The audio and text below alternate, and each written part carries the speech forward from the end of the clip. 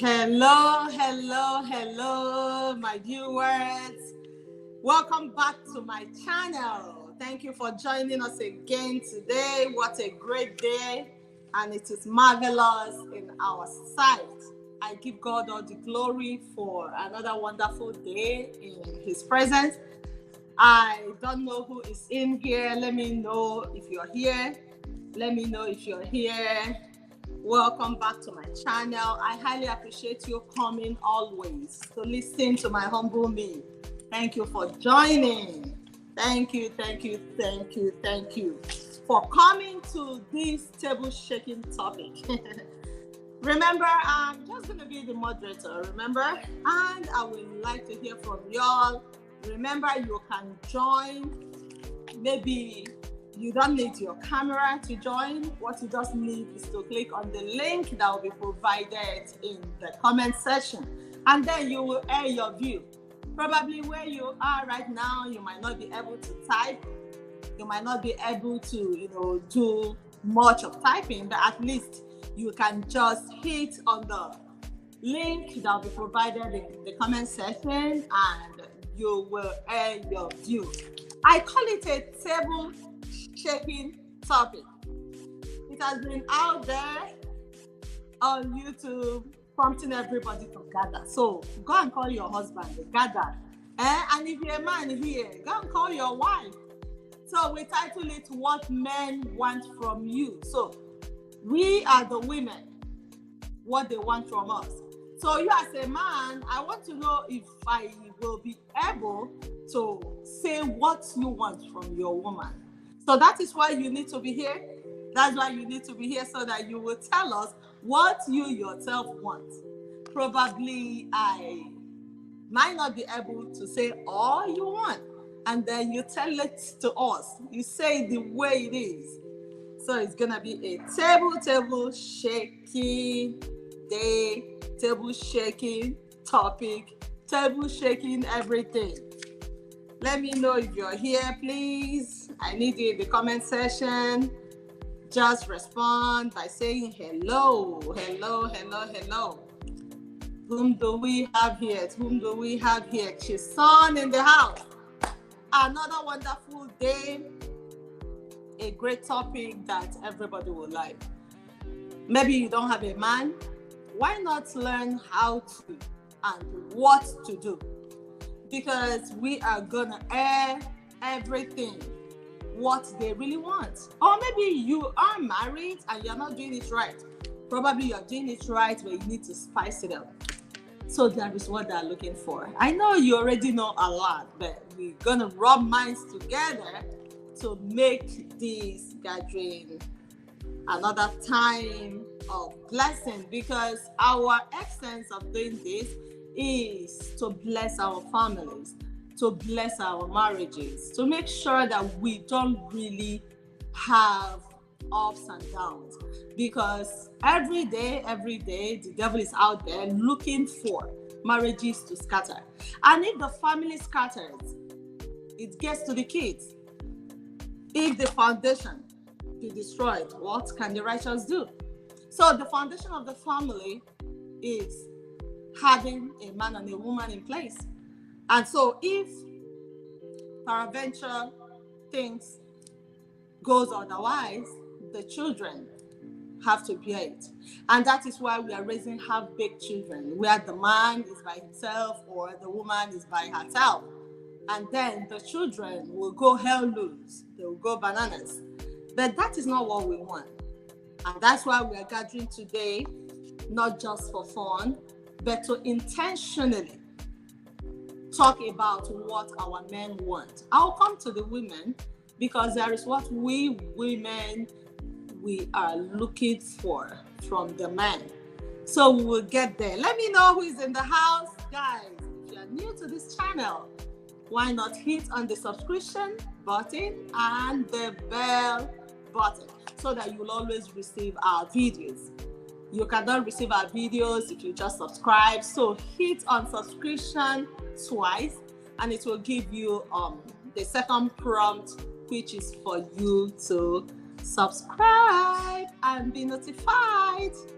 So let me know who is in the house. Let me know who is in the house. Please join us in another mind-blowing topic. Let me know who is in the house. Oh, lots of people already in here. I'm so excited. Wow, some people are even here before me. Star Lover. Oh my God. So Star Lover, thank you for always showing up, supporting this channel. I highly appreciate it. Coming in every time to support us is something to glorify God for. Out of your tight schedule, you still made it earlier before me. Who else is here? Oh, did I just keep Sunday Precious? Oh, to Star Lover. Only that Star Lover happens to, occur over and over and over. Thank you, Sunday, for joining. I'm not taking you for granted. You were the first here. A big shout out to Sunday being the first to join us in today's streaming. Thank you. Though you said waiting, probably you are not yet back. We would like to hear from each and every one of y'all. Thank you for coming. Thank you, Precious. Thank you. Precious said hello, Chisan. Yes, I'm here. Thank you for coming. Thank you. So let's know who is in the house, who is in the garden. I am the one here all by myself. But you're going to make today another time of encounter because we are trying to build on a foundation that will go a long way to help our family. When we talk about a man and a woman being in unity, what happens? The children will all be happy. Let's see who is in the house. I can see people are coming in. More than a conqueror. Wow, I am humble. Thank you for coming. Thank you. You say I am in the house, ready to go. Woo! Let the drum roll. Thank you for coming. I highly appreciate you. As ever, thank you. Sunday is still here, and Star Lover is still here. Thank you. More than a conqueror, I highly appreciate you. I just wanted to stop by. Yes, girlfriend, I don't expect you to just sit down there and be watching. Do what you got to do.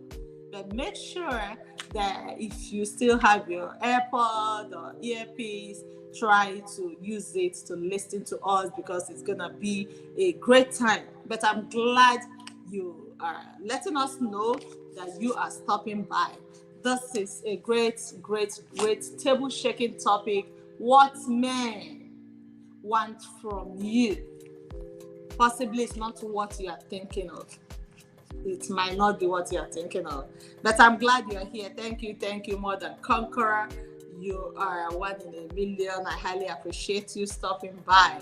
Looking so awesome, girl. You can say that again. Thank you. I highly appreciate that. All this is glory of God and what God is helping us to do in the family also. Because when there is joy, peace, everybody glows. Everybody shines. And that is what we want to put out there also. Thank you for joining us. I highly appreciate that. Sunday is still here. More Than Conqueror. Yeah, what topic? What men want from you? What men want from you? I'm glad you made it to join us. And I know you're not going to stay for a long time, but joining is the first thing to do. And I highly appreciate it. Thank you. All right, we're going to be starting off right now. And as I said before, we will have a link in the comment section in case you want to come live and say what you know, because I believe that there are people that are more experienced than me when we talk about men, women, family. There are more experienced people. So I would like you to come live and tell us your own view about today's topic. Thank you for coming. All right, what men want from you. We're going to be looking at it from two perspectives. We are starting off with the married. We already know that we have the married and we have the singles. And even the singles, they want a man in their life. So we're going to be looking at it from two perspectives. Remember, disclaimer, we are talking from the angle of a Christian lady. So I don't know how you will like to hear that there is a Christian lady, a Christian single. And then we are also talking from a Christian married couple. So just bear with us to know that whatever we are airing out here is to glorify God. So let's get it rolling. Okay, don't forget to like this live stream. Thank you, Star Lover. You are the best. Just give us that thumbs up. Make sure you hit on that thumbs up there. Just hit on it. Just hit on that thumbs up. It doesn't take anything. Give it to us. I highly appreciate those thumbs up. Thank you, thank you, thank you, Star Lover. Thank you for always being on top of this, our live streaming. Angle of married and the single. That's what we're going to be looking at today. We are not looking at it from any negative perspective. No, we are not doing that. We are looking at it from the perspective of a Christian woman, a Christian man, a Christian sister, a Christian single. That's what we are looking at it from. As a single and as a married. Just bear that in mind, and we're gonna jump right into the married folds. One, what our men want. The first and the best and the highest of it. But maybe someone else might say, no, what I'm about to say might not be the best or might not be the first. But to me, from my own perspective, I think the first one is peace of mind. Give me peace of mind. Can you please give me peace of mind, woman? So women in the house, do you agree with me that number one should be peace of mind? I want to hear from you from the comment section. Sunday said, thanks for sharing. Yes, thanks for sharing. Every man would like to hear if I will be able to say your minds today. Because I'm going to tell it to them. I'm going to let it loose. I'm going to make it loud. So just stay by to know if I will be able to air your views. All right. Peace of mind. When we talk about peace of mind, we mean being able to give the man his sanity. He needs to be relaxed in your house. He needs to know that he's not coming home to meet a tigress. Don't be that woman. Peace of mind goes a long way to help the whole family. Don't be that woman that even the children don't even have peace of mind with you. Why? You're trying to make sure that you are the lioness of your family. You're trying to be the giant of the family. But there is a man right there.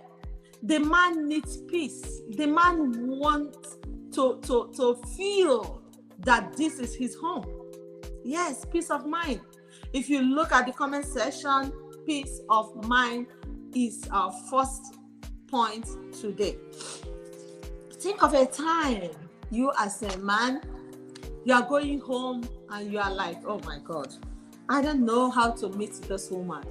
Have you ever thought of that? If that is what you've thought of, that means you've not really gotten that peace that you are looking out for. And then you, woman, remember that what we are saying is you to give him a sound mind.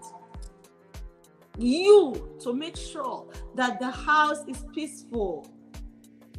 The environment is conducive. That you are not toxic. that you are not a lioness looking for someone to devour. That's not you. Don't do that. So they need sanity. They need peace of mind. You need to grab a glass of wine, probably snack. Please go ahead and do that. Today I have my water. Yeah, I have water. And we're going to have a great time. Grab some popcorn if you have to, because we're going to be dealing with salient points. We're going to be looking at points that if you apply them in your family, you will make it. So I need someone in the comment section to comment that this gathering is not just for the married. I think I need to pin it there. It's not for the married. We are looking at it from married and singles perspective. So as a single and as a married, what is your man looking for? So we're gonna pin that in the comment section real quick. And who else is here? Rosie Bakes. Rosie Bakes in the house. Guys, can we celebrate Rosie? Thank you for coming. I highly appreciate you. Thank you, Rosie. This topic is very educative. Thank you for coming. You can say that again. Remember, I'm going to be the moderator. We have a link there. Please, let's put that link up there so that you can quickly, chip in your own view about this topic. I'm just going to be moderating, and I will also be sharing a little of what I know. So already we've had 1 point, which is what? Let me know who is attentive, because your teacher is here. I'm just joking. So the first one we've mentioned is peace of mind. If you don't give them peace of mind, you're going to lose them. Don't be a tigress in your house. Thank you, Rosie, for coming. This topic is very, very needful. Peace that passeth all understanding. Remember that our talking today is coming from a Christian perspective. You as a Christian man, I know there is what you are looking out for from your woman. Don't look out for too much. So I'm speaking from their mouths today, and I will tell you the truth. I'm gonna say it the way it is.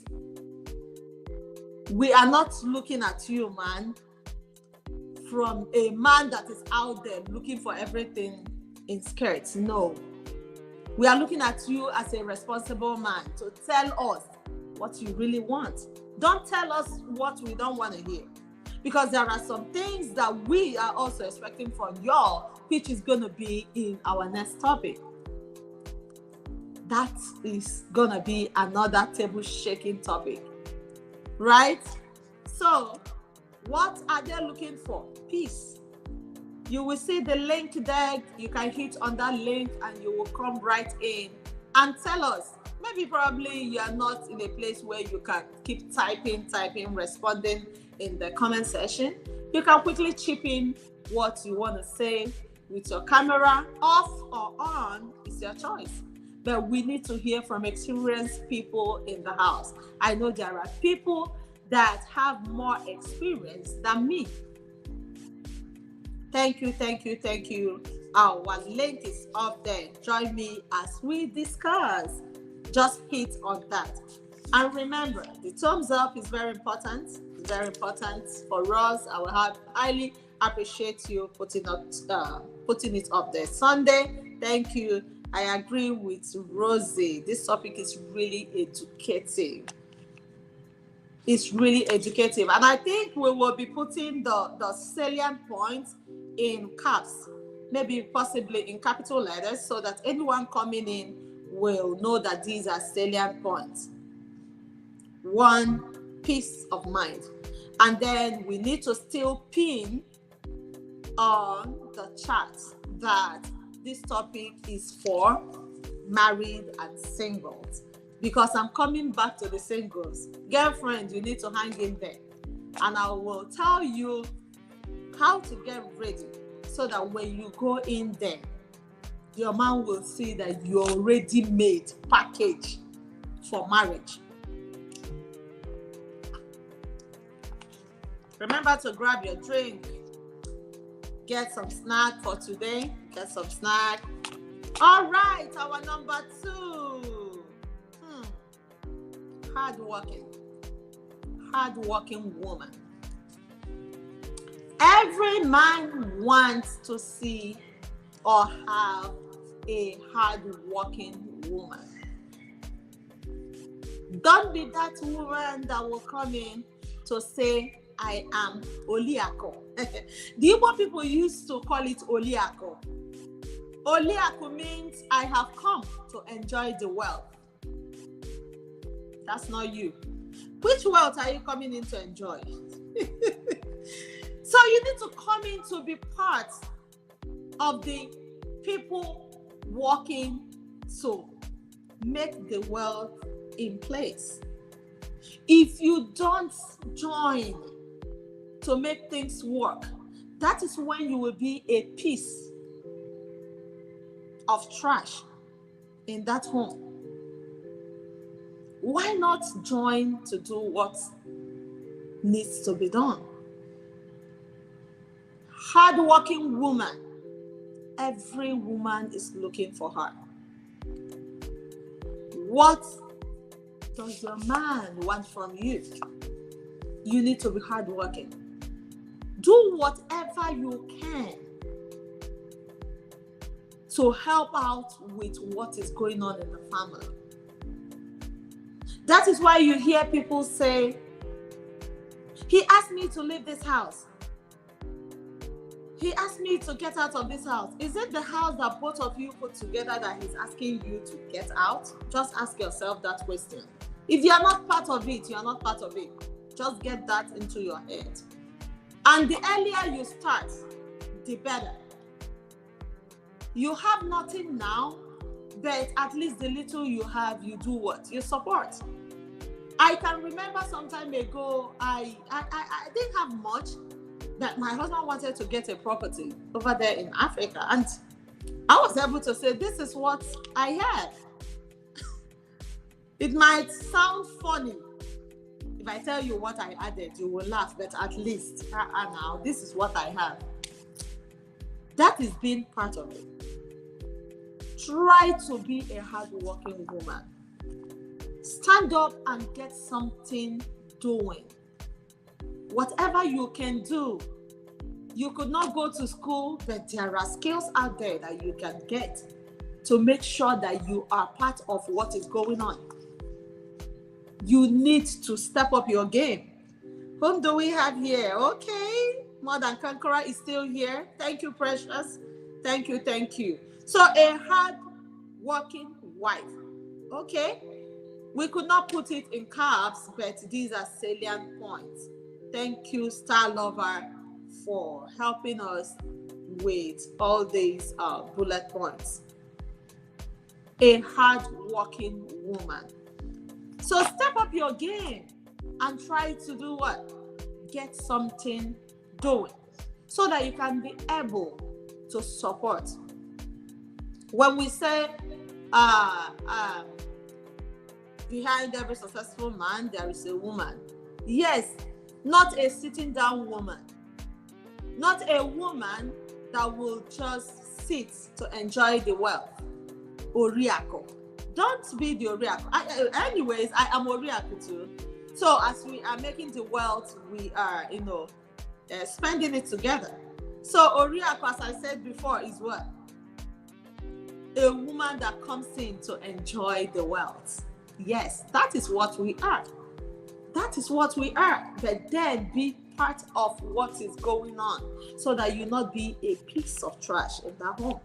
So that you will not complain that, oh, he's not letting me. He's not letting you because you're not part of it. He might let you now and tell you, oh, sit down, enjoy, and enjoy, just enjoy. In the long run, it's not going to be. It might not last.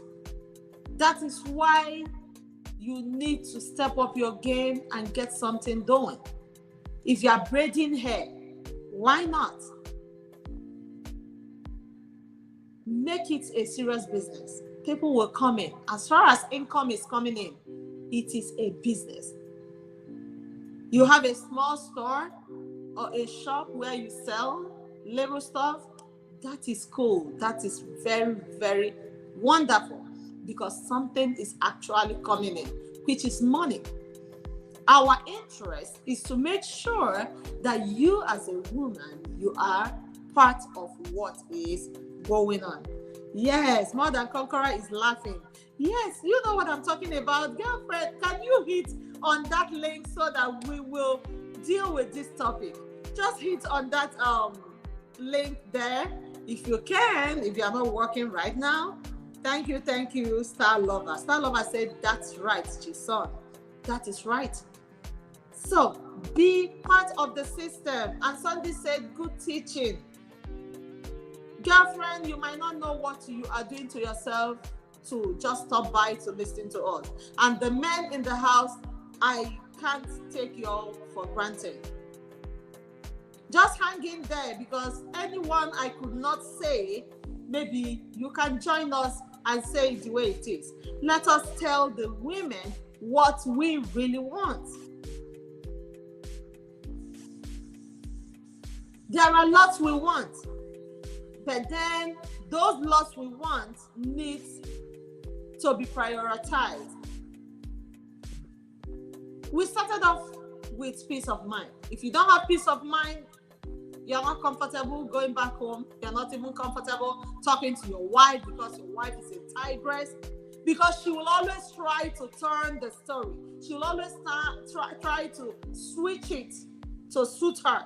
She will always try to be in the defense side. No man will like this kind of person. You want to make everything to look as if you are the one that is being traumatized. This is what some of us do. But after today, we will stop. We need to stop. We need to stop. Thank you, Sunday. You said good teaching, and I hope I am trying to deal with what you guys are thinking or really want from us. So, woman, step up your game and get something rolling. Get something rolling. Get your act together. If you are going to school, you can still juggle it with a business. If you're a full-time student, why not? Hopefully you will come out and help this man. Because I see it that the women are the neck. The man is there. But being the neck, the man needs someone to help him move it around. Somebody was speaking the other day and said, beside every successful man, or behind, okay, we are no more behind. Yes, we are now coming to the side. But I'm not part of the feminists that will say in front. Because you, the woman, when you now move to the front, that means you are trying to be the man of the house. And that's not what we are trying to portray out today. So be that helpmate beside,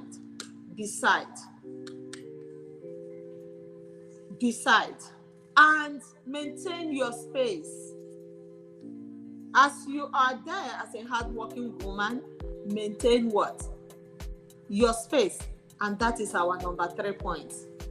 Be in your space. Girlfriend, be in your space now. Huh? What are you looking for in their phones? You are trying to, get yourself to be nuts. Because what you are looking for, if you find it, you will chill. You will take a chill pill. What are you looking for? I don't even know why people want to know how to operate other people's phones. For me, I don't even know how this phone works. For real, I don't know. Take a chill pill and be in your space, girlfriend. Thank you, more than conqueror. Yay! As a woman, as wife, as a mother, we should bear in mind that whatever thing we are doing, we should do to create an everlasting impact. That's a big one. Thank you for that salient point. Oh my gosh, she just summarized everything that we have to talk about today. She said, whatever you are doing, do what?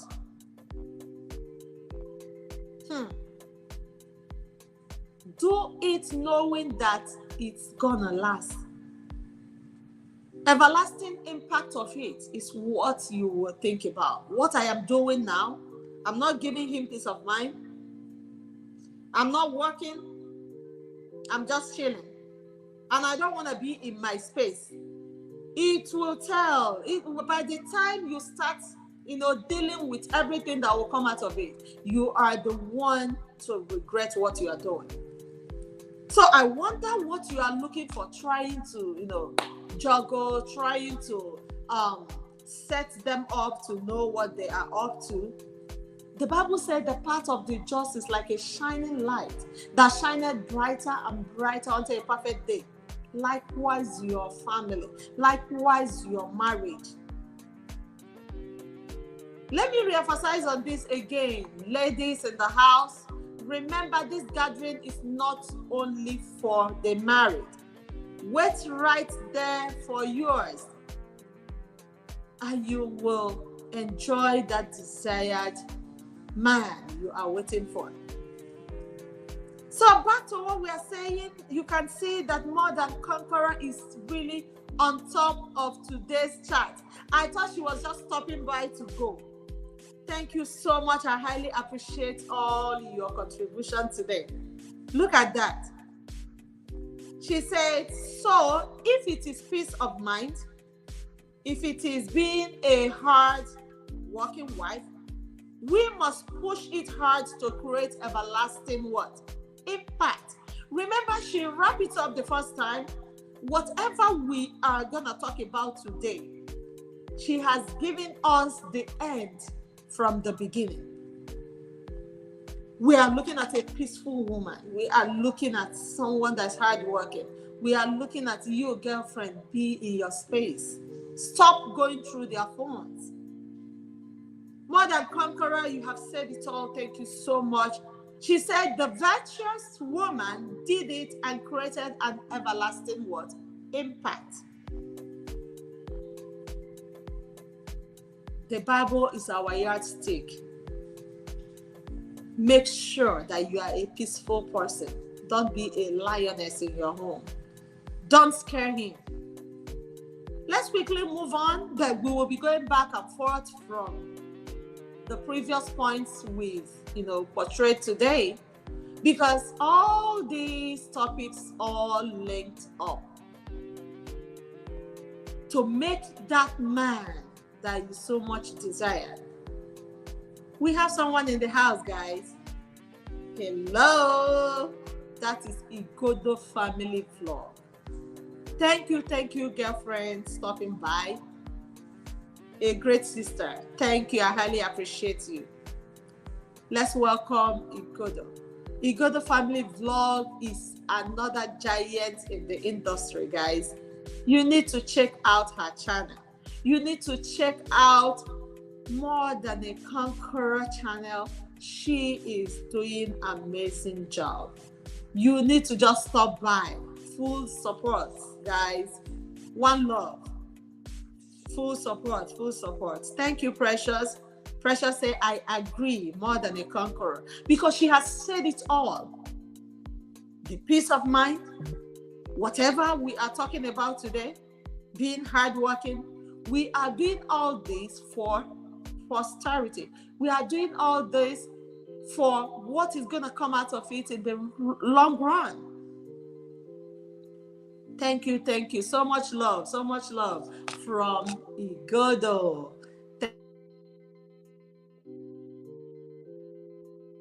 what men want from you.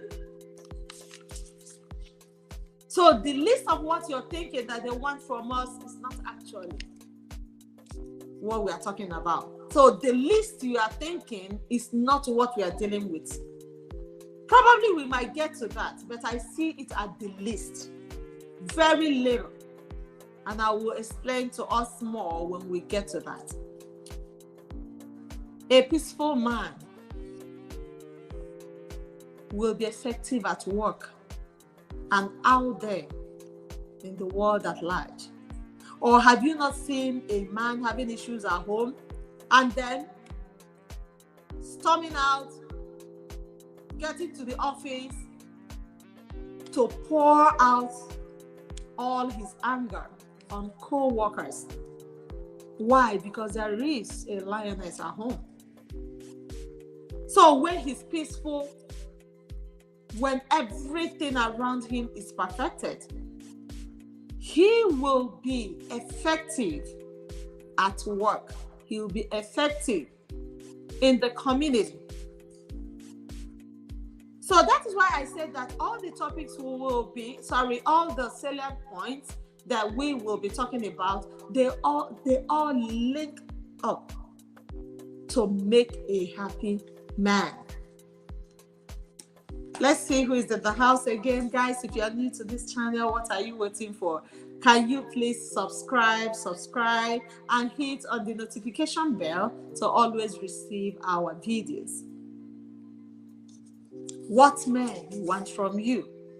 Igodo Family Vlog said, going to visit them after now. Yes, girlfriend, go and visit these powerful giants in the industry. Thank you for supporting us today. We highly appreciate you. So, we need to move on. Remember that number 3 is be in your space. Please be in your space as a wife. Be in your space. Don't try to be the man. We said we are by the side. We can also be their neck, but we don't want to be the head. We are not here to show that we are strong. I'm not a feminist. If you want to fight it out, you're going to lose. Marriage is not power tussle. You're not going in there to show that you can I just have your phone? Can I just see? For what? Or why should he even be the one to run to pick his calls? Some men don't like it unless you are asked to go and answer. Or, oh, darling, your phone is ringing. Be in your space, girlfriend, so that you won't get yourself out there and then you won't take what you're going to see.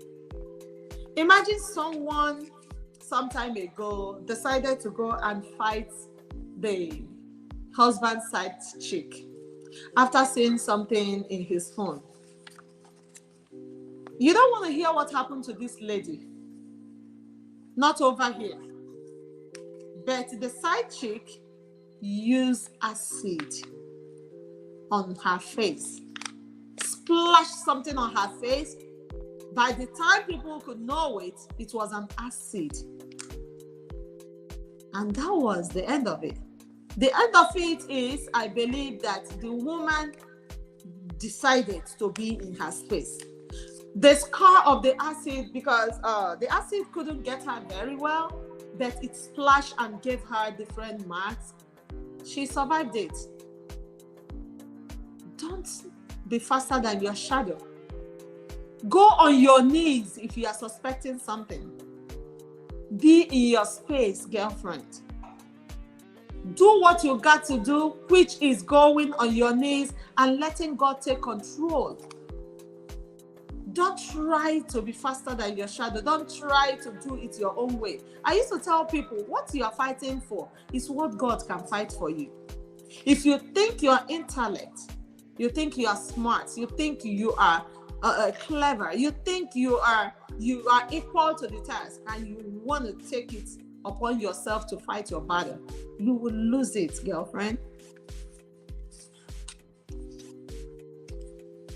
So think about what you are doing. Think about you being in your space, which is the space of the wife. Remember that I will still come back, holistically to the singles. But this can also be a word for someone out there before we deal with the single point of view. Be in your space and don't fight a battle that is not worth fighting for. Guys, hit on the thumbs up there and try to support this family. With your thumbs up, it goes a long way to help us grow. So in case you've not hit on that, please go ahead and hit on the like button. If you are just joining us, I'm glad to have you here today. We are dealing with the topic, what men want from you. What you're thinking is the least thing they are looking out for. That is the least. That is the least. Thank you, thank you. There are lots of thumbs up from Sunday. I highly appreciate that. Thank you, thank you, thank you, Star Lover. Igodo, thank you for still sticking by. I know that Sunday, Precious, and More Than Conqueror are still here. I'm not taking you all for granted. Waiting to hear from my humble me. Yes. Thank you, thank you, thank you so much. I highly appreciate your coming. So, More Than Conqueror say, hi, Chisom. I have to leave now. Entering an office. We will continue at the comment section and talk WhatsApp page. Love you guys. Okay. I will try to catch up with you from WhatsApp. Yes, thank you. And she still promised to still hang in here with us, though she is already getting to the office. Thank you so much. I highly appreciate that. Bye. And hope to still hear more from you. So, we are in our number 4. Number 4 of what men want. Number 4 is love them. They want to feel loved. Love them. Number 4 is love them. They want to feel loved, girlfriend. You're not the only one that want to be loved. Though the Bible made us understand that our men should love us and then we will respect. Yes. The respect is okay that you're respected, but they also want some of that love that you are enjoying. If you love your man, you will mind what you say to him. So love them. Love them. Love can come from different perspectives. Love that is unconditional. Love will make you not to say something that will hurt their feeling forever. Love clears up the way. If you love your man and he knows, you've taken over his heart.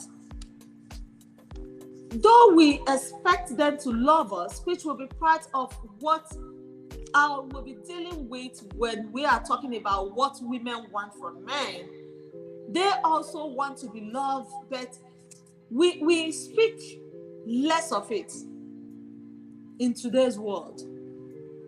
We speak so less of it. We need to know that they want to be loved too. Your man is your first baby. Yes. You might be like, oh, how do you mean? I have my first child. But he is your first because before those children started coming in, he is your first baby. Don't mind what his age is. He is your first baby. So nurse him and show love that he himself will know. Really, my wife loves me. We are not only the one to be loved. So love them. Love them. If you love your man, you will mind what you say to him. Before you say a thing, you have to chew it. Before you air your view, I just want to say it the way it is. If you say it, you know words. Words go deep down inside the heart to get us, if you are not careful, words can be in there and stick in there for life.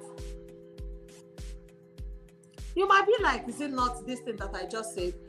But what you just said has created a longing impact. Creating a longing impact that the person will be like, do you know that last year you said, or 5 years ago you said, because words go so far into the heart. So mind what you say. So your man, mind what you say. Mind what you are saying. Mind what you are yet to say.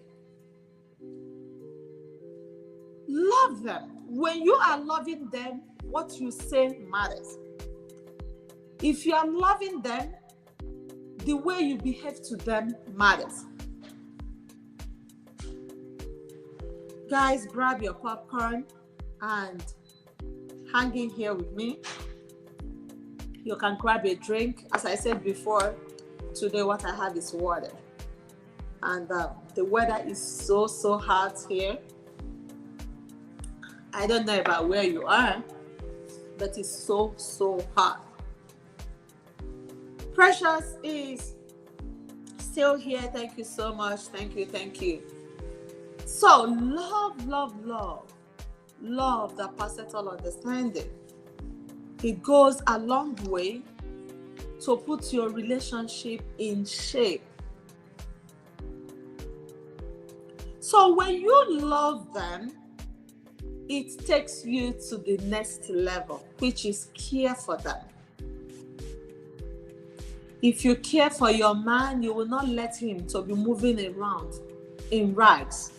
And then you, madam, all the goods, all the golds in the whole world are there in your, maybe on your neck or somewhere in the house. Love them and care for them. When you are caring for your man, care comes from 3 angles: their food and their body. A man doesn't play with his food. I don't know about your man, but my man wants to be fed. So, care for your man has 2 bullet points below it: their food and what? Care for their body. Your man cannot move out of the house in rags and you pretend not to see because he's a hardworking man. No, he needs to look good for you, girlfriend. If he's not looking good, very soon you will lose interest in him too. That is why you should take care of him. Take care of his food. Prepare his food. Don't be too busy. Take care of him. Take care of his body. He might not have time to go shopping. You can help him out with that. And if he's a type that loves to shop by himself, yes, why not join him to select something good that will make him look good? That man you are looking at out there is someone's handwork. Someone else packaged that man. That man might not be looking like that before. So why not put yours together? Try to get them together. Sometimes they don't have time. They just want to put food on the table. They want to make sure that the children are okay. They want to be that man of the house so that they will not be more than an infidel, as the Bible, let us know. But look out for them too. Help them. Remind them, go and shave. Huh? You can trim this. Yes. Sir, please, let's do it this way. Oh, you need your edge up. You need to do this. How about, oh, those hairs in your nose? Yes, we need to trim it. So that your husband will not be looking like a gorilla. Sorry to say that. You need to help them groom. Clean them up. If you clean him up, he'll be good for you. If you clean him up, he will be that man that you have been longing for. You clean him up, he will be that celebrity in your home. I call my husband, what? The lucky man. Yes, that's what I call him. But I hype him too. I am his first fan. Like when he's done dressing up, the way I'll be hyping him. Fashionista. Great man. The fashion magic. Really, that is what he is. He needs to be cared for to get to that level, because the people you are hyping out there is not even worth hyping. You should be his first what? Fan. Be his first fan. So get him cleaned up, help him to, get his style together, get him together so that he will even fit you. When you think you are the only one that should be loved, that should be treated like a queen, and he will be looking like a rag. No. You watch him wear rag to go out? No. Remind him that he needs to change his wardrobe. He needs to change his underwears. All this will help you to keep loving him. If not, everything will die. Yes, the same way they look at us and sometimes they feel that, we don't want it any longer. I'm not liking my wife again. I'm not loving her again. The same way your own spirit is going to go down because you're letting it slip off your hand. He is not looking good again. So every man wants a woman that will care for him. Care for his food. Go out there. Go out of your way and put food on the table. Out of your tight schedule. Yes, sometimes we don't even sleep. A woman will think about her own job, think about her side, hustles, think about the children, think about the food, the next meal. Yes, God has given us the capacity to do all this. You can do it. So don't say, I'm the one cooking, I'm the one putting food on the table. You are helping to put food on the table. You're not the one putting food on the table. But cooking the food won't take you anything. Probably once in a week, you try to stock up the house, try to cook, pack everything in the freezer. They can microwave and eat. But don't be that woman that will not provide food. Food is part of the care we are talking about. You care for their body, you care for their belly. Body and belly, they don't play with their belly. Give them food, physical food. That thing you're thinking about that I'm here to talk about, what men want, is the least that we will be talking about today. Take care of their belly. They don't play with that. Give them food. And don't tell them, go and carry it there while you are home. If you are home, help out to put it, set it on the table. That is your king. Girlfriend, that is your king in the house. If you don't enthrone him to make him the king whom he is, if someone gives him that, kingship outside, he's going to take it. But that is for only irresponsible men. But do your own part as a woman. Thank you so much. Thank you so much. Too much happening in the house, guys. Thank you, thank you, thank you. Whom do we have here? Oh my God. Wow. Wow. Okay. We are still talking about care for them. And Star Lover said, that is right. She concurred.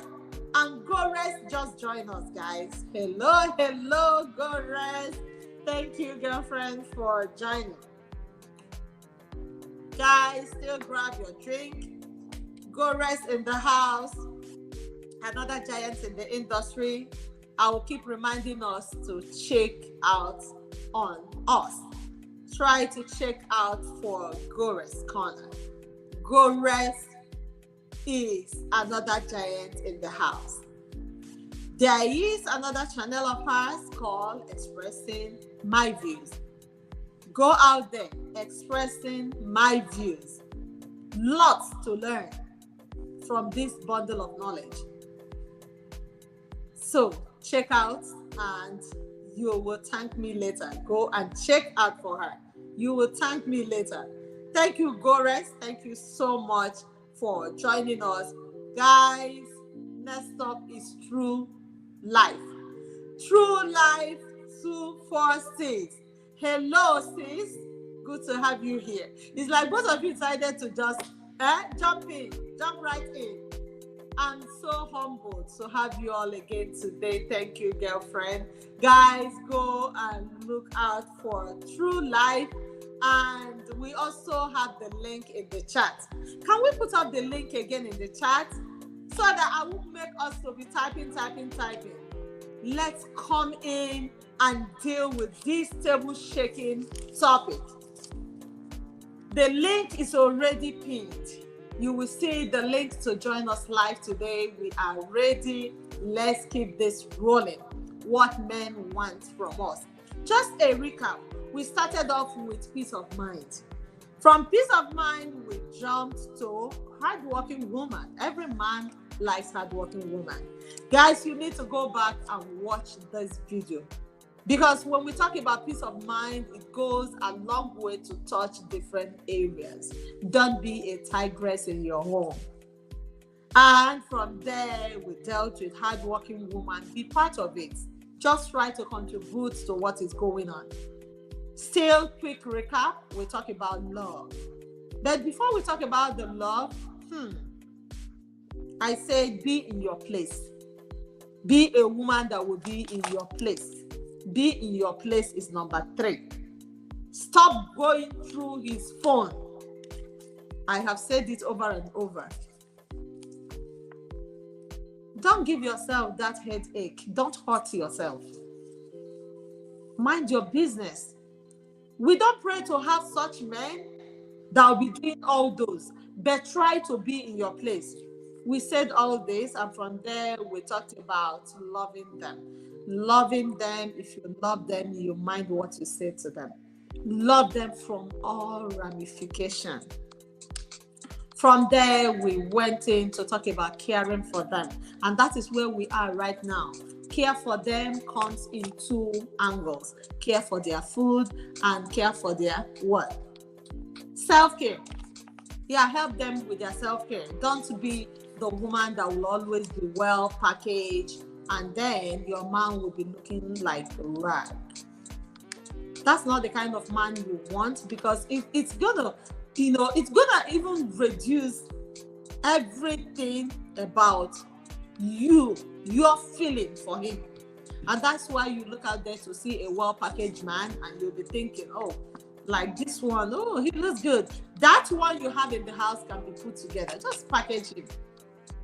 Groom him. Try to, if you want to keep beard, get it trimmed and have him. You care for him, you will care for, even when he puts his stuff together to where to go out, you try to look at it.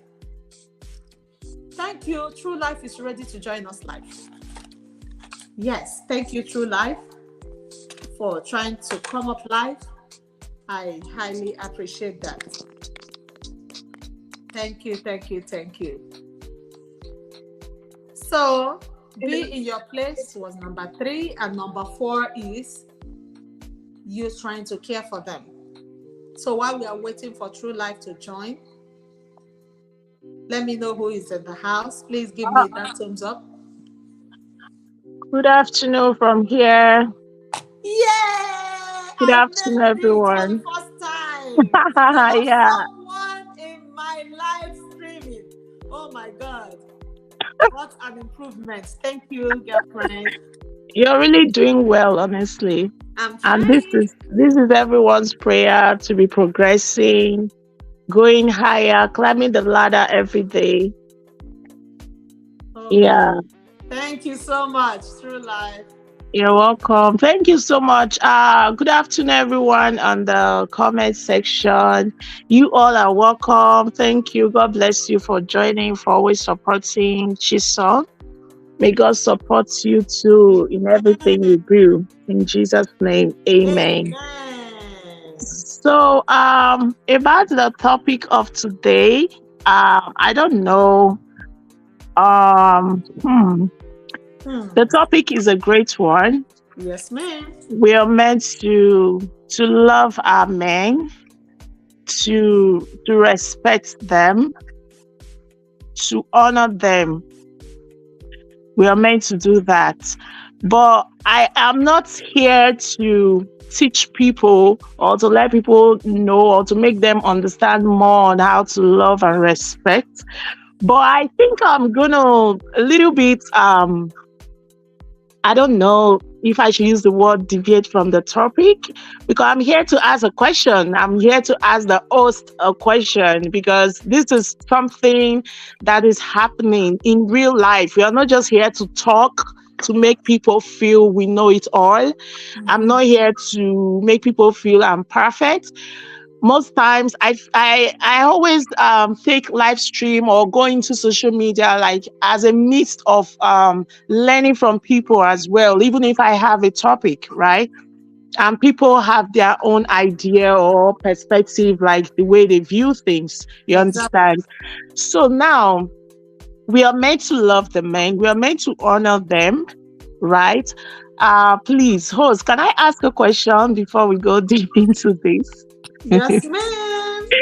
So what happened in a situation whereby a woman is playing a role, like according to the word of God, that we should submit ourselves, that we should honor them, respect them and everything. So what happened in a situation whereby a woman is doing this, playing a role, not just for once, like continuously for years, but she's not getting anything in return. Hmm. She's not getting anything in return. You know, like with this live stream right now, you can feel what I'm about to say. It feels very good when you show love and you get love in return. I don't know if you get what I mean. Like it Exactly. makes you feel so fulfilled, like happy and all of that. You know, so a situation whereby you're giving and giving and giving and you're not getting in return. Hmm. What can one do? Wow. That's a big question. I don't know if anyone is ready to jump right in. Before I share my own view about this question, this is bugging. Like, people have been in this situation. It's true. True Life said it, and I know this is the mind of many people. Some people have really given in a lot just to make the family work, and it's still not working. So, her question is, what do we do? That's a very big one. Let me know if anyone is coming in. While we are waiting for someone to answer, I want to tell us that without God, nothing works. And you might be like, but I have God. I've been praying. Yes. I've been telling God about it. And it's still not bringing forth fruit. Keep praying, girlfriend.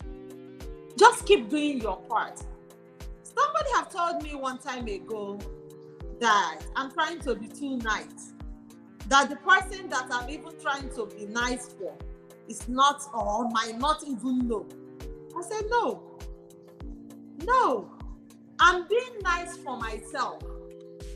If you come to the realization that whatever you're doing is for yourself, Girlfriend, forget about what the other person is doing. I know it is hard. The reality is that you're gonna act and be like, no, I'm not gonna take it any longer. It's true, that's the reality. But having Christ or coming to the realization of being a child of God will make you to take lots in, will make you to accept lots of abnormality, but we need grace for it. If you are not graced to do this, you will not understand. Am I trying to be nice for someone that is out there? No, I'm trying to be nice for myself. When I talk about being nice, anyway, the scenario then was that my husband was not with me. Let me just briefly share. And he was in a faraway country, and I was just trying to, manage the family all by myself. And somebody, an adult, a mother for that matter, came to me and said, you are so bottled up. Why not explore, enjoy your life? For real, enjoy your life. The person you are just trying to be nice for, you are packaging all for, might even be doing what you want over there. I had an answer immediately because, thank God, a little bit grounded with the Word of God. I already know because I've taken some Bible school courses, and I already know and had an answer. I answered her immediately. I told her that I'm not trying to be nice for him. Whatever you do in this life will haunt you forever. Somebody in the comment section called, I've told her to go and check out for her. She's now working more than a conqueror. She said, when we know that what we are doing is for the future, it will follow you forever. When you know that, you have that mind set for it, you will not do anything that will hurt someone else. So what I'm trying to say through life is that you need to keep doing your part. We need to keep doing our part and let God do his own part. God is the only one that will put him in shape. If you think that when you rant or you fight, you try to create sin, you run out there to go and fight the side chick, you will still end up hurting yourself. So let me quickly ask this one. What if you'll be praying for years and nothing is happening? And I'm sorry, I'm I know speaking you're this. saying the mind of many people. I'm saying this here because I don't just want to explain everything. I've seen someone that not that we are very, very, very close, but I'm a little bit close to the person that for me, I can't see myself doing some of those things that she has been doing or she's doing. I'm sorry, I'm not that patient. I can't. So like you see some women, honestly, they are really good. They are nice people. They are trying their best. I'm a woman. I can't do what they are doing. I won't say because I'm on social media I should come and sound like I'm very good. I cannot. I can't withstand those things. Trust me. Yeah. Me personally, I love. I so much love. I'm very, very, very extremely emotional, yeah. So when I get a little bit of love, I appreciate it a lot. And if I don't get it, triggers my anger. Like, I don't know how to put it. Not for like a normal friend. I'm talking about like in a relationship. I can't be the one doing everything for years, over and over and over and over again, and nothing is being done. Like, I'm a human. I know there is God there helping, strengthening people. I know as a Christian, we are supposed to be strong. Like we always say, I'm sorry that I'm standing this way this afternoon. But sometimes I just look at things in reality. Like this is life. This is real life. We are trying our best. We call upon the Holy Spirit all the time to help us to go through whatever we're going through. But in the other hand, sometimes we'll just be human that we are. We just need this affection. We need this care as well. We need this love as well. You know, this thing I'm saying right now is, in a way, is vice versa. Some men are really, they are awesome. They are doing extremely well. They are the one giving and giving and giving all this love and affection, right? And they are not, there are some men, they are still not getting anything in return. It's But true. right now, the topic is basically for the men, like what Because we men will want come from back to us. the women, right? Yeah. So what men want from us, like I believe everyone should know that, yeah, men, they like, popularly they say back home, like an African man, they love respect. They Oh they my God, that's really our love next respect. point. Oh, you just You said it understand? out. I know they love respect. I Thank know you. they love to be catered for, like taken care of. They love it when you treat them like a king, but in the other hand, again, like different human beings, different upbringing. There are some you want to give them this special treating them like a king, instead of them to like Appreciate little it. bit treat you like a queen. They will want to step on your head and tell you, hey, oh yeah, go and cook. I don't want pounded yam this night. Oh yeah, go to the kitchen and make fried rice and chicken, order Some from of them. above. Oh my God.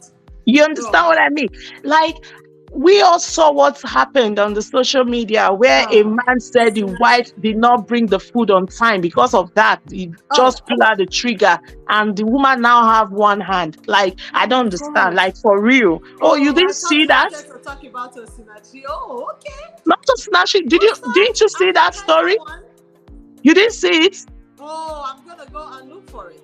Oh my God. The man said the woman didn't serve him food on time. Because Hmm. of that, he just pulled out and Trigger. on her hand. Now the woman have one hand. It happened in Edo State, in Nigeria. Oh my God. Over what? She didn't serve you your food on time. Mm-mm. Mm-mm. So and the truth about this whole thing is that it's not about giving men what they really want. Is the thing is for the man you're giving all and all to, for the man to understand what you're doing, to appreciate whatever you're doing. I know that's their nature. They are men, they are the head, they are the That's king. not their nature, girl. No, you don't understand. When I say that's their nature, I'm trying to say, like, when I said is a man, if you go to an African family, especially in Nigeria, right? Mhm. When something happened, maybe if a family lost their father or someone, right? They always, even if the son is the third child or the fourth or the fifth child, because it's a male child, they give that child like maximum like a respect. Like they can even say, okay, you are the first son, so come and get this. Why the maybe the first child is a girl or the second is a Oh, girl? yeah. That's what I'm trying to say. It's true. Like the men are meant to be respected, like naturally. That's what I mean. You know. Yes. But some of them, like they need to know that even why people are giving them this respect, why they are being respected, that They is should also good appreciate it. for them to show some little appreciation. That is going to encourage the women to do more.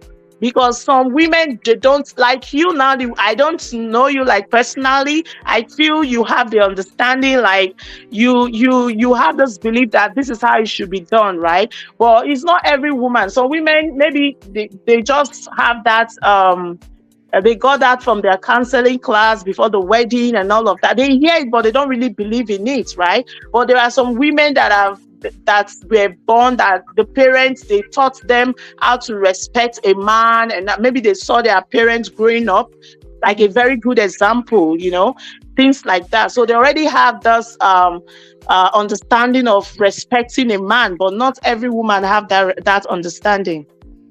Imagine a child coming out from a family where the mom does not respect the dad. So the child might grow up tomorrow and emulate the mom, like behave just like the mom, compared to the one that came out from the family that is full of love. The mom respects the dad, he honors the dad, and the dad, in the other hand, he respects the mom too. When that child grow up to, if he's a child and to the age of getting married, you're going to see that child, the child have already saw some certain things from the parents. So that is going to help her to also know how to go about in our own marriage. You get. So yeah. So we know for the men, there's so much we should respect them, we should honor them, give them food, not just buying them gifts. You should also perform the other ones. All these things are their thing. Yeah.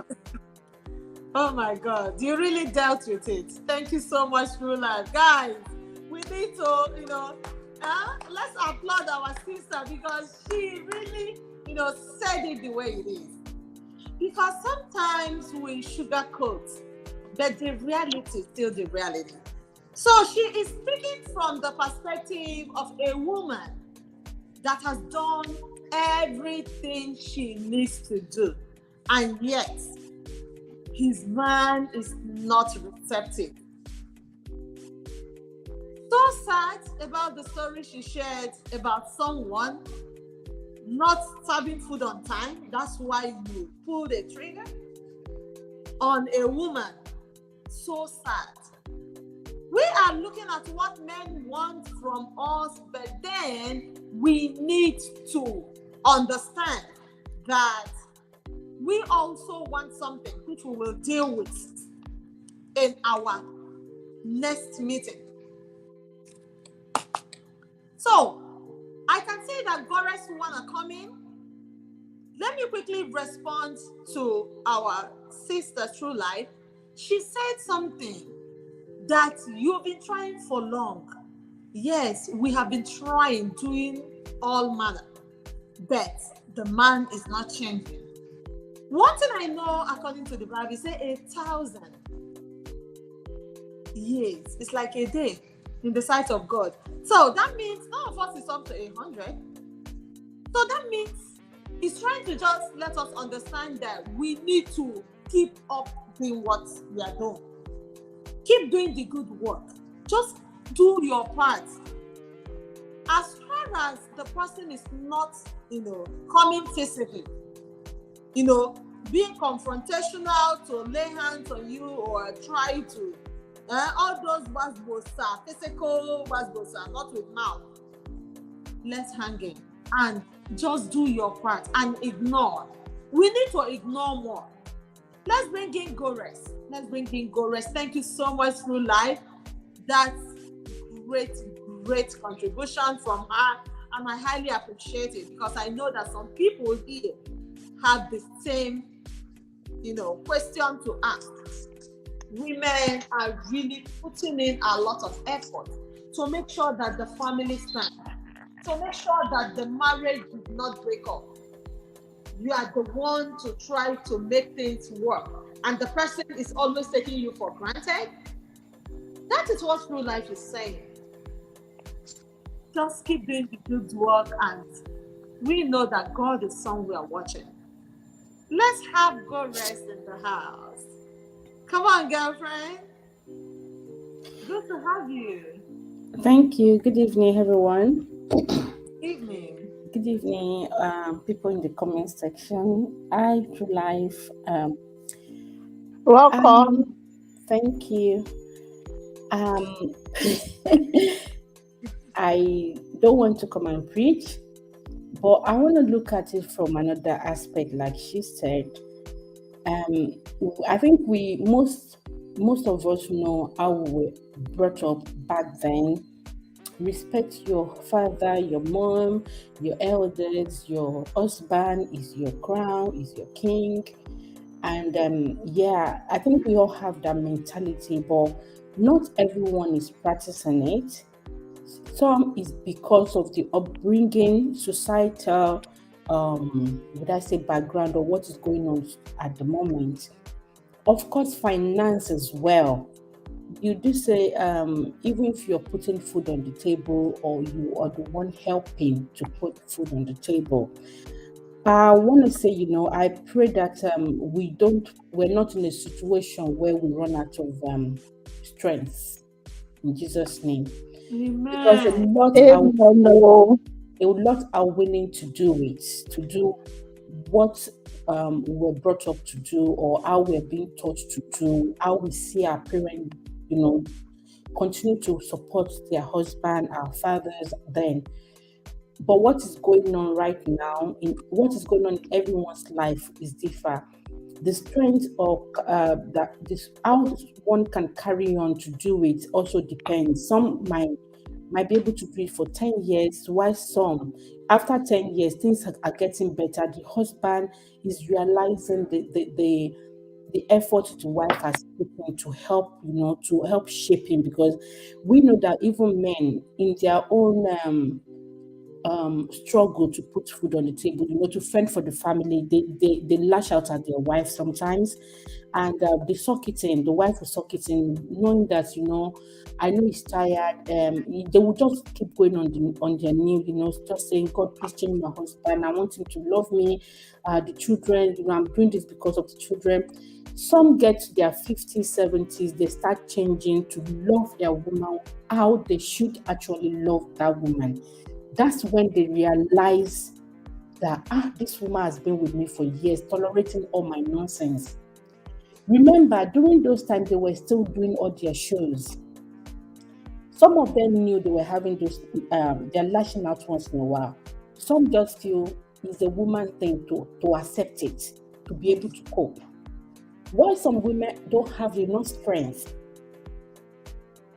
and we the women too will be the enabler, saying, "Oh, why did she not leave?" Or, "Oh, why did she take too much from the man?" What if this woman did not survive that 70 years that man is going to change? Some women, in the process of, I need to struggle with this man, like True Life said, some will lose one part of their body, or something could happen, their child, themselves, they just can't carry on anymore. Some were even hijacked. Some their husband were later hijacked from them. So all the struggles, all the strain, since I've seen it's gone under the drain. Like, so why was I even struggling with this man when he's eventually still going to another woman? And if you can see, of recent, it seems the side chicks are now winning. It was there back then that they would say, "Kama, kama." Most of them they are re-strategizing. They will make sure they build that man. So Karma is taking forever, my sister. Karma is taking so long. Yeah, hold on. So they will work that work. They will work what some of them, they will see what you are capable of doing, or with your strength. They will work on it. They will try to make the man better so the man can stay. It doesn't work 100%. It might strengthen the person's the relationship they will have, the length of time they're going to stay together. So this woman is still waiting for that man to come back. By the time the man is coming back, maybe his eyes are clear. The woman is already looking like his grandmother. Oh. Yeah. What if some of them, that their children are already in uni, even the side chick children that has become a wife, they are now in uni, they've already gotten married. It's not every woman that will be able to go for that. That's why I said, the situation that we will not be able to, the one who won't have the strength for that, we should just pray that we don't encounter it. What works for A might not work for B. We should just pray that, God should continue to equip us, and we should meet with the man that will also have a reflex from time to time to see that I also need to show my own part of promise to this woman, because in as much that they will say women should submit to their wife, men too need to also love their women. So they might not be showing the love the way we want it, but time might come that they will now be showing the love. Would the woman be able to enjoy it? What if she doesn't It's have much true. life to stay? Some are actually now going through serious health issue that they won't be able to, So there's a lot to it. I pray that we don't fall into the wrong hand, and our husband too will not fall into the wrong hand, that will delay the time you guys are meant to be together or enjoy the work you have put in. Karma will work, but some it does take a while. Some people's one are just like this. It happened like this. God is striking that person immediately. Some are still on their knees and they are still begging God. Are we going to say, oh, God is not listening? No, He has His time. Maybe he has a time that He wants to kind of respond to that. He wants that person to finish all the power that they think they have before He will now show that, oh, I am the one who created you. So all this thing now needs to stop. What if God decides to call that person home? You know what? The one you've done is enough. Come and rest. So karma could catch up on that person, or it might be their own children. What if that person finally had an accident and they died? They will say, oh, karma has, but what about their children? So there's a lot to it, that we're about, we submitting to men, and men too need to also show us love. I do agree that, if you support your man in the way you can, don't disrespect them. Let them know that you're showing them love. But it seems some of the men, or would I say, the old mentality that they have is that they believe that a woman needs to take everything. Anything they bring, they need to take it. It's not all women that are able to.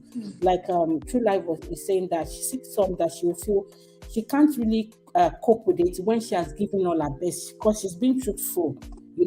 So some people, if I'm showing you all my love, why are you giving me? You're discouraging me. If you don't water the tree, something is going to happen to it. So we need that strength, even to kind of encourage us. The way we were talking about the youth the other day, that we need to encourage them. If we're not being encouraged as well, we will feel discouraged. The heart could feel weak. Sickness could come in. This man might not be able to even cope and thinking, oh, I think I need to go for someone who is agile, So may God help us. Amen. Amen. Oh, thank you so much. That's a good one. True Life. Doris has dealt with it. Yeah. Honestly, she has said a lot and she brought out a lot of points, I think this whole thing, for me personally, the way I see it is I don't know. My own view is quite different, right? Is quite different. Because especially those of us or the people in diaspora is really different.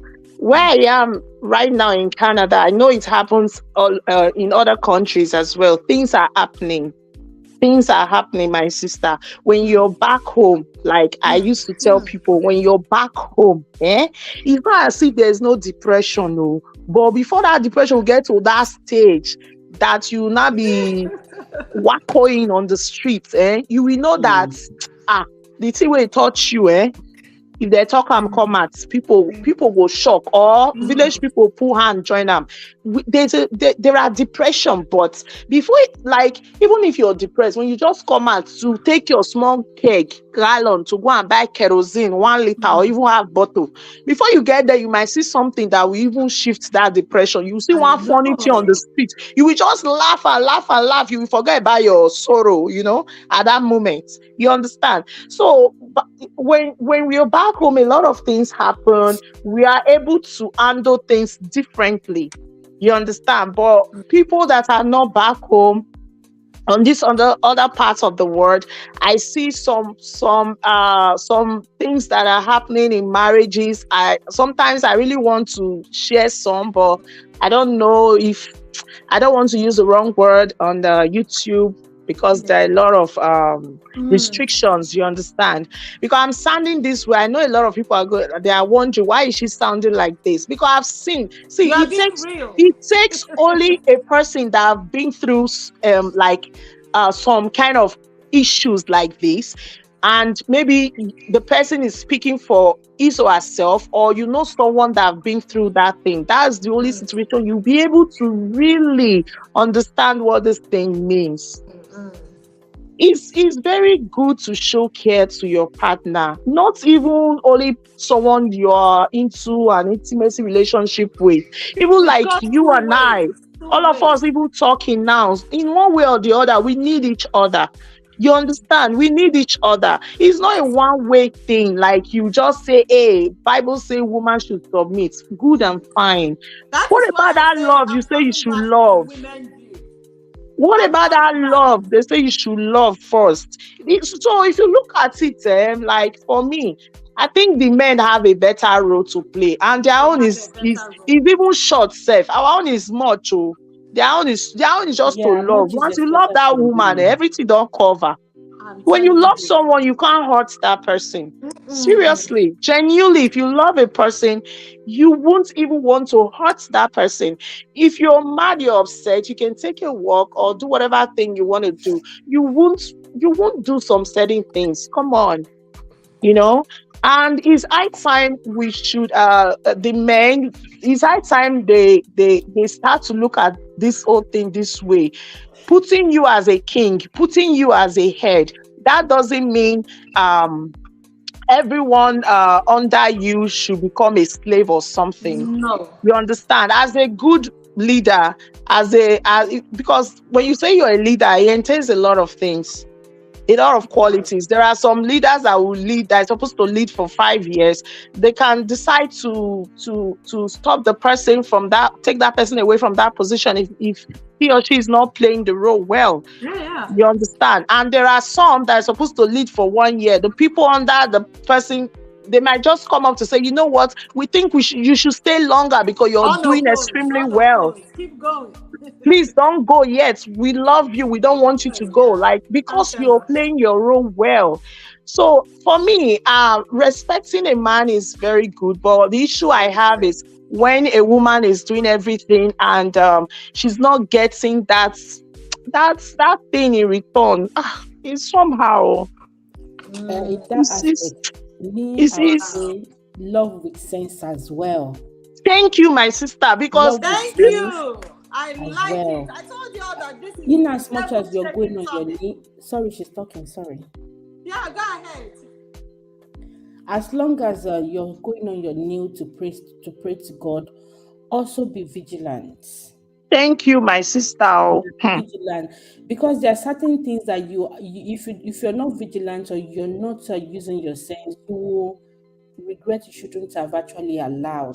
I've seen a case of a woman that saw things happening with her husband. She just kept praying, and whenever maybe talk to men of God and all that, they'll just keep telling her, watch and pray, all those fasting and all that.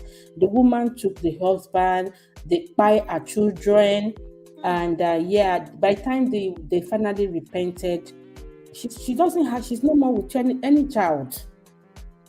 But when she should have actually taken a step, she didn't, because she went to go and talk to one person, and they said, oh, a woman will always stay. You build the house, if the house is built, is the woman there? If there's a pillar, is the woman? You know, all those things.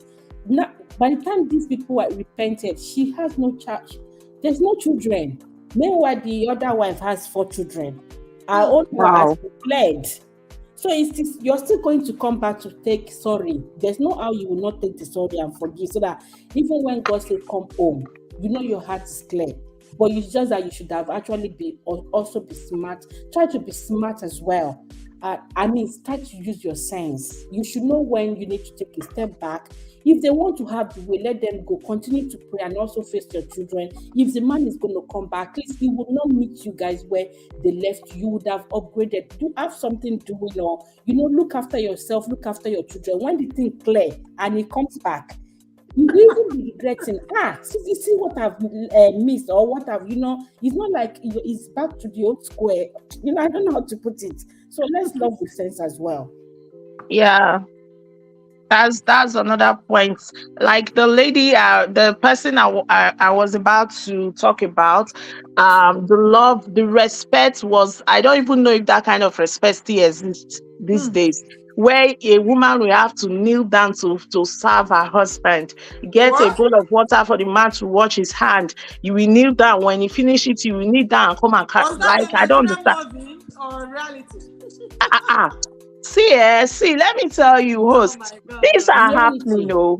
Things, see, if you hear people's story, if you see some things in reality, you'll be like, whoa, like, is this real? Just like you ask. Is this real? And in all of this, after the respect, after the honor, after the everything, at the end of the day, they leads you things that you're even supposed to do, even if you're still not buying, you're not giving her money, you're not taking care of her. Like the other one now, you should still try to still play that one. This man does not do nothing for years. He doesn't touch Oh my this woman. God. And this woman has been praying, doing fasting and this and that. What I say in this, That's an just irresponsible man. That's love not and the respect the thing we're man. talking about today. Yeah, love and respect the man that deserves it, honestly. The one that doesn't deserve it, keep your respect inside your pockets. Because some of them is just waste of time.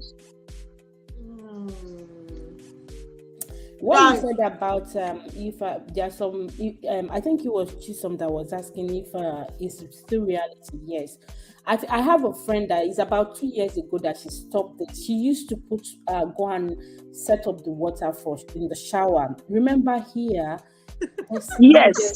you have hot water. Could just turn on the one you want and mix it to let it be to your own temperature. She will have to do that in a bowl. Why the man can just press the shower button and mix and now go and say, oh, OVA, water. yes, you speak language that the water is ready. Yeah. Same with this one. She do the same.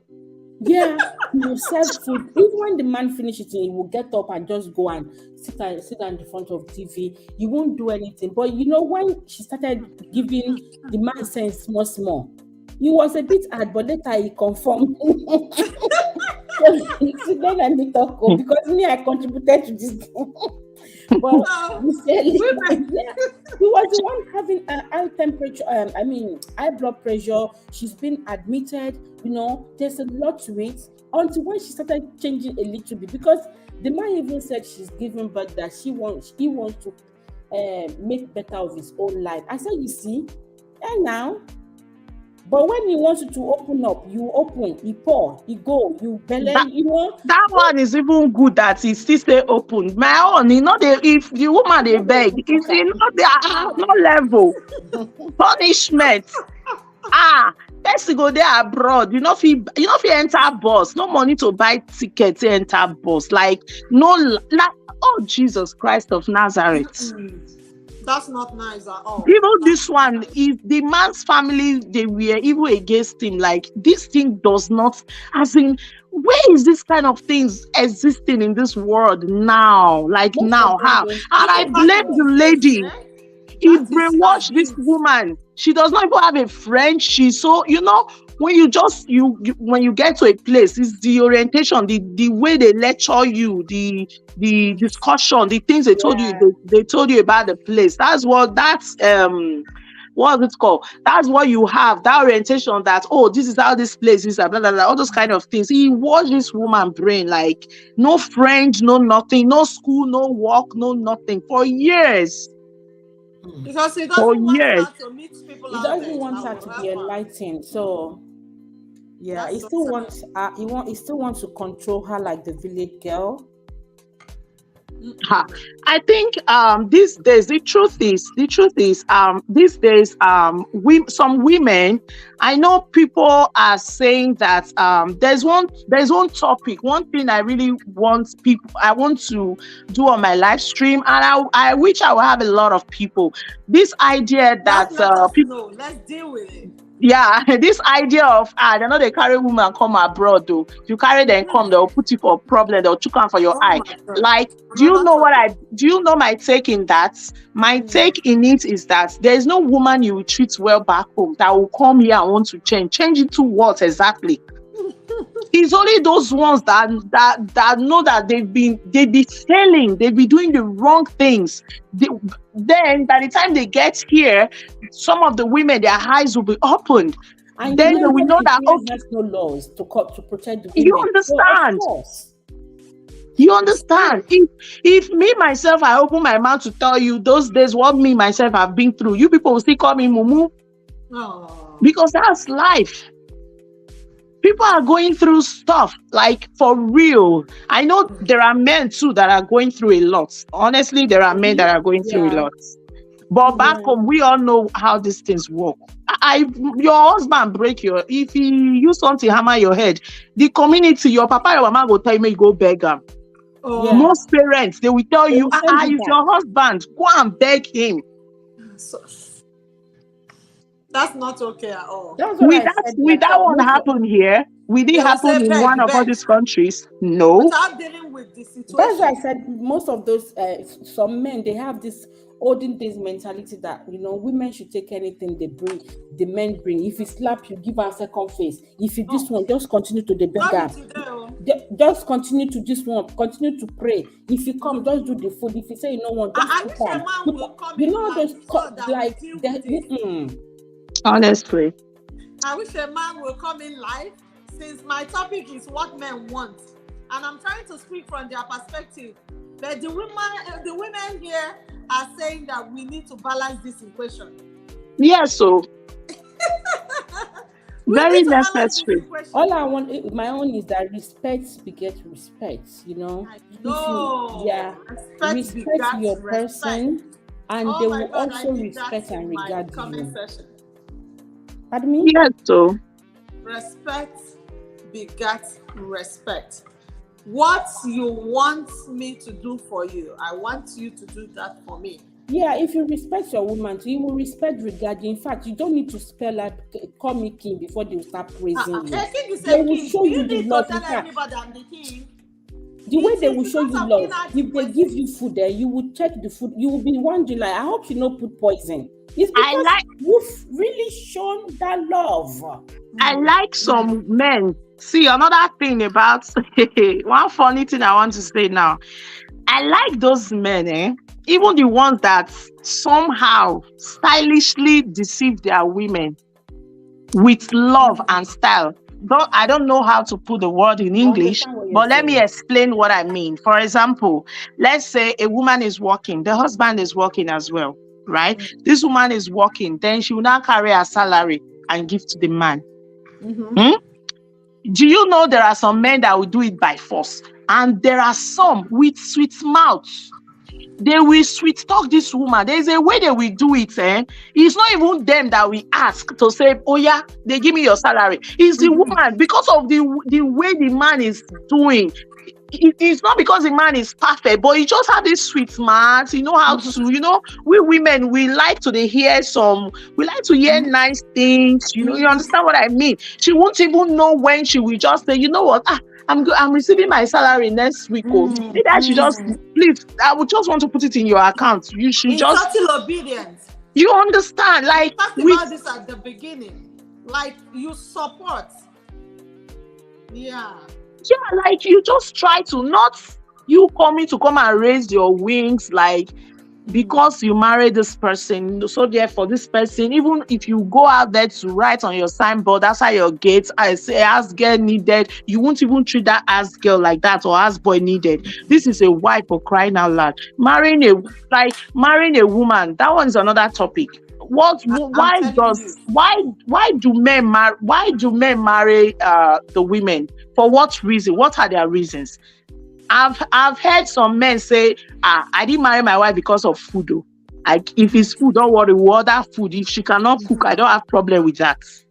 You get what I mean? There are men like that. They did not marry that woman or that girl because simply they want that girl to just be cooking for them 2-4-6. That is not their reason. That's another of our topic that is going to come up later. Do you understand? So I like the ones that have good mouth, so not the one that open their eyes, want to show me lion face or tiger face by force. Not by force, it doesn't work with me. Yeah, I don't. One of the things I also is on my list of things I want to treat is another mentality of a woman cannot do better than their husband. He also brings this kind of rift in the home. You understand what I mean? Like they feel that you must always be under them in everything that you do. You can't have a house, you can't build. If they haven't done this, you can't do that. You can't have a job that is more than theirs, even if you qualify more. You understand what I mean? They feel it's going to bring down their ego, or they will stop respecting them. When it's getting to that level in marriages, there's no more. The love starts to depreciate, and they start seeing the other side of themselves. Trust me, we don't want to see the beast in our partner. I wouldn't even want to see the beast in myself. So, when you're triggered to a stage, you start seeing that person that you love as someone that does not want your progress. So there's a lot that can come into this. Men, we respecting men. They too showing us love. Are they pampering us? What are they showing us? If I see a man that also respects my views, my what I want to become in life, help me as well. Of course, if one person wants to say A to them, I will tell them A, B, C, D. That's so. That is it. Like, shut up. No, you can't do that, because that person to is my man helping me like to that. build up. Pardon me? Just like Juju Osti. Juju Osti. Like that. That one that you Edoche is achievement. Juju Osti say, "Don't come close to you. If you talk to Yul, I will come for you." That is not hers. Not be her own now. That Juju one, that one is you is the achievement. So I don't want to dive into a matter. It's not well. Yeah, the matter is still the same matter. You're not digressing. Go rest. Thank you, guys. You are all doing great. So deal with this topic. Thank you. I will stop that now. And through life, you can carry on. I'm rounding up. No, I'm leaving the floor for you, Gores. You're the. She's gone. Is she gone? No, she's here. She's gone. Oh my God. Thank you so much, Ors. Thank you for having me. I really appreciate it. God bless you. I highly appreciate you. You can still, hang around, because big questions might come to me and I might not be able to deal with it. I see that you guys have enough experience to deal with this very well for us. Yeah. So when we are talking, we talked about respect a lot. This respect is one of the points listed. Remember, we started off with a peace of mind to a hard work. Every man wants a hard-working woman. From there, we went to be in your place. Please, woman, be in your place. That is one other thing they want. And we also went to care for them. They want a woman that will care for them, where we talked about care for their food and care for their body. Don't let your man to be walking around in rags while you are the, lioness, and then you are the one that the man is showing on her body. That's not cool, because your man will end up looking, haggard, and you yourself might even start losing interest in him. And I told you all that I am my husband's biggest fan. You need to hide them. I'm the fan, because if he knows that the wife appreciates him more, there is no one out there that will try to hide him, and he will give in to that. So that takes us to the respect. But already we've dealt with respect a lot. We've talked about it so much. Gores also buttressed on it. You also talked about it. And some other people here. I highly appreciate you guys still here. I would have loved a man to come up. In case I'm not saying your mind, man, I need a man to talk. Because what men want, I am speaking from your perspective. I might not be able to say everything that you guys want. But I know that when people saw this topic, they will be like, oh, it is that one thing that they want. No, it's not one thing. They need a lot of things. But these women that just spoke before I took over, I tried to say that women have put in a lot and still it is not working. And I responded that we will keep doing, just do what you got to do.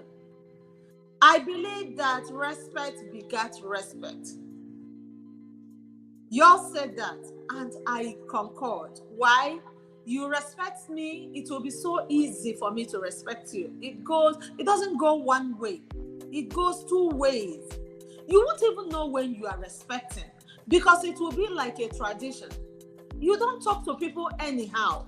You talk to them anyhow, you bring out the beast in them. Everybody has an animal in them. Anybody has a beast. Anybody, I think everybody has a disrespect that they were born with. And so, if you respect them, you see them being shaping up. You see them bringing back that same yardstick that you've used for them. But you talk to them anyhow, you treat them anyhow, you don't think about what you say. They might be taking it for some time, but after some time, you will see them blow. When you keep pushing someone to the wall, that was what True Life is saying, that you have done all. We have done all we're supposed to do, and nothing good is still coming out of it. That is when you will see the woman turning to be something else. It's just like it happens somewhere, a person that is always behaving how she wants, she was just misbehaving, and the man was so quiet about it. Do you think that quietness is a real quietness? It's not. The person is trying to do what I call a comeback. Like, by the time the man will gather himself together to give it back to her, she might not survive it. And it goes both ways. You, man, you are behaving how you want, thinking that, oh, this woman is so quiet about it. That is so scary. Don't take anyone for granted. Why? Because when the person is gonna blow, it's gonna be a bomb blast. And that is not what you want in your family, where your children are. That is when everything will go hell loose, and even nobody cares about, I have children, I don't have children. Everybody will just part ways. Why? Because somebody has been working his or her behind out just to make sure that the family is put in place. It's not one-sided. You have to. Igbo people used to say something. I don't know how many Igbo people that are here, but it's talking about you. The two hands. You cannot wash your hand like this. After washing it like this, it might not be clean enough. But if you use both hands, you wash me, I wash you. You respect me, I respect you. I care for you, you care for me. You got my back, I got your back. It's not when the in-laws are coming after when your people are coming after your husband, you will tell them, kill him. That man not they hear. That is what I have been hearing in this house. No, you have to get his back. The same way your people are coming after your wife and they are trying to fight her or fighting her, and what you can do is let her apologize to them. That's a no-no. So you have to try to protect her. You have to protect your man. Remember that what we are dealing with today is what men want. And it's like we are going too much into getting what women want also, which is supposed to be for another time. But I'm glad that people are really responding to this, and I highly appreciate that. Thank you, Gores, for coming. Thank you, True Life. I highly appreciate your time. When we talk about this respect goes a long way. It goes a long way. When you respect your man, the children will respect him. When you call him a trash, your children will join to call him trash. Likewise, man, it goes both ways. Don't make your children to see your wife as nothing. If they see your wife as a piece of, furniture in the house, they will grow with it. And that is how they will also treat their spouse when they grow up. And the network will keep going. It will keep going from generation to generation, where people don't have respect for each other. Think of a man or a woman you know back in the days that they have, they are full of respect for each other. Just think of them right now and think about how their marriage was. Their marriage might not be that, trendy like today, but the woman knows that, oh, my husband is back. I need to take care of my husband. And then the man will also know, oh, my wife is back, because nowadays it's not only a man that goes out, the woman also goes out to come in. And, oh, my wife is not feeling good. Oh, my wife is tired. She needs to, catch some rest. Somebody shared in her YouTube channel precisely a Godo family vlog where she was, shouting, rejoicing that my husband did this to me last night. My husband did this to me last night. People gathered. We want to know what she did to her. If Godo is here, please give us a shout out. So you need to check out this lady's channel. She's doing a great job. So we gathered thinking, oh, what did the husband do? Guess what? She said the husband always got her back. She knows when she has gotten it up to here. Like she's tired. She's working so hard. And what did the man do? He took over the kitchen. This is the least thing that men like to do. But if you can do it, why not? You can even serve her food in the bed.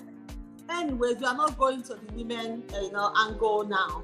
But she said he did it to her and put her to bed. Girlfriend went to bed, only to wake up in the morning to see that the headache, the depression, everything that was, happening to her all settled because somebody noticed that she needed a rest and needed help. And so the man helped out with the kids, and that is how to go around it. So it is not one-sided. You help me, I help you. You see your wife needs help in this, you help. And you know your husband is not really good at this. Why not help him do it? It doesn't call for insults. He can't do it, and he can't do it. Do it and don't complain about it.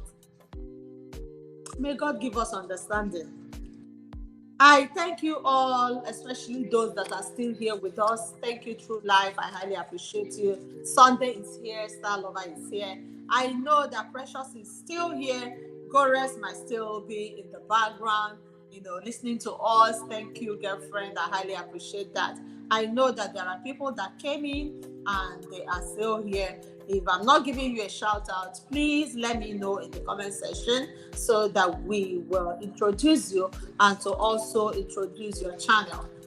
Guys, True Life is a channel that you will not like to miss. You better go there and you will thank me later. I highly appreciate this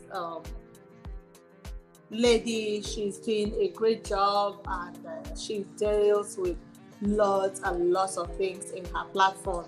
Likewise, Gores. And I've also told you all to check out for Expressing My Views. That's the second channel of Gores. Another bundle of knowledge. So guys, respect is our next point. Remember, we started off with what?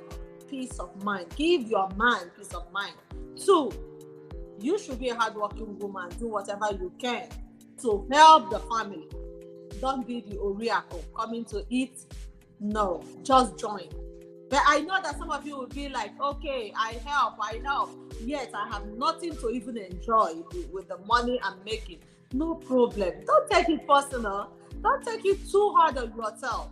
Just try however you can. And from there, we jump to you being in your place. Girlfriend, be in your place. So if you are just joining us, know that men are telling you to be in your place. Stop scrolling, going through their phone. Stop trying to prank them. You want to come in, girlfriend? My God. So stop going through their phone. You want to see what you want to see. Your head will start hurting, right? Oh my Stop God. gaslighting at the finest. Who said that? Star lover. Gaslighting at the finest. Okay. Please stop. Don't. That is sad when you do that. You're giving yourself stress. Eh? Thank you for still hanging in here with us. Precious said, great work, Gores. Maybe Precious has checked out on Gores and she's doing a great job there. True Life, thank you so much for still hanging in here. Sunday is still here, sending his love. I wish he will come in to tell us what he has in mind for women. Tell us what you want. Sunday is still giving us 100%. That's a proof that he agreed to all that we've said. And if you're a man, you don't agree, you need to come up here. There's a link there that is pinned. You need to come up and tell us if there is something that you need from women that we are not giving. But I still have some bullet points here. I'm coming to the big one. Guys, hang in there. Please, I have another question. Yes, ma'am. Okay. In a situation whereby when you say try to make your husband look good or your man and stuff like that, don't make him he shouldn't be looking so maybe unkempt and not looking well, while you the woman you're looking well. What if you're in a situation whereby you are this kind of a woman that loves you love a man that dresses well, for example, some men use the necklace, like the neck chain, they dress they like using the face scarf, those kind of looking so good and all of that. You like it as a woman, but your husband doesn't like it. So what do? You are trying to make him understand that because these things, the men, most times you can go make your hair at the salon and come back to the house and your husband can just look at you and say, oh, I don't like this hair. And within you as a man, as a woman, even if you just make that hair, some of us, the next day will actually take that hair off. Do you know that? Yes. If we tend to keep the hair for 1 month, some of us, because the man has rejected that, we are going to take it maybe because we've spent so much money on it, we can decide to keep it for a few days and just take it out. Right? Exactly. So now this is what you like as a woman. You really like, you want your man to look that good, but he's not interested. He doesn't want to do it. What do? I wish Gores is still here. Who is in the house, guys? Who will answer to this? Because I have a very good answer. Who will answer? So our sister, True Life, is saying that if you are a kind of woman that likes your man to be well dressed, well, packaged, and the man is not receptive, is not that kind of person, he just wants to be himself. And I said before, probably before you joined us, True Life, that just like men are looking for something from us, there is also what we are looking out for, which I kept saying it will be for another time. But let me just buttress a little bit on it. You want a good-looking woman. Woman is also looking for a very good-looking man. We will get there very well, but I know that what you're trying to say is, what do you then do since the man is not receptive? Girlfriend, if you can, why not help out to buy? I know that sometimes you even buy, and for them to put it on, they'll be like, leave me, I'm just struggling. I just want to be the man I want to be.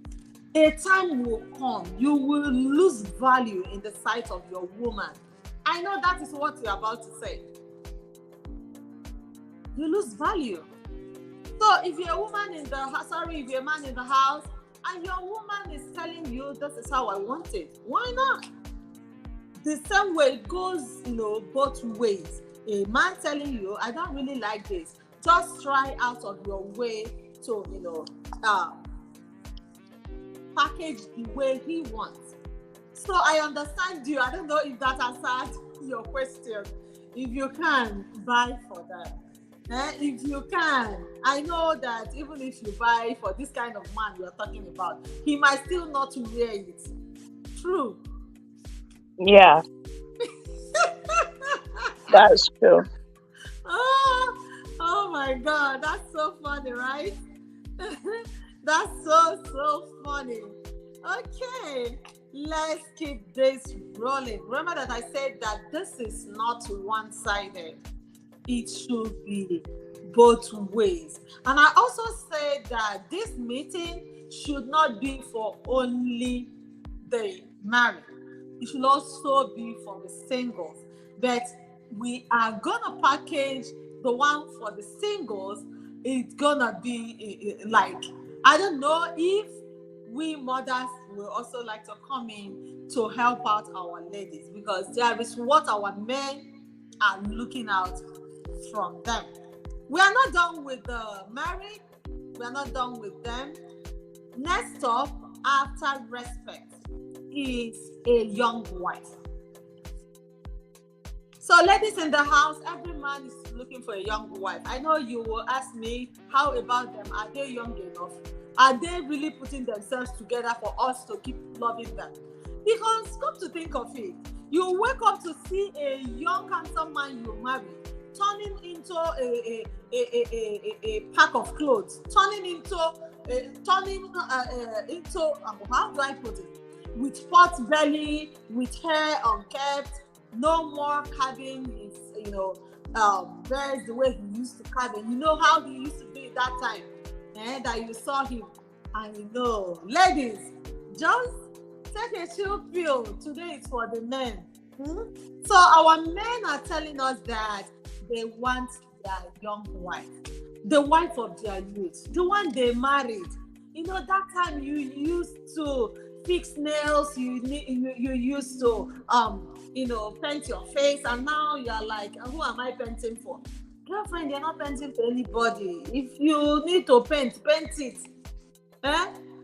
If you need to, my 5-year-old told me when she was 3 years old, she came in where I was making up in the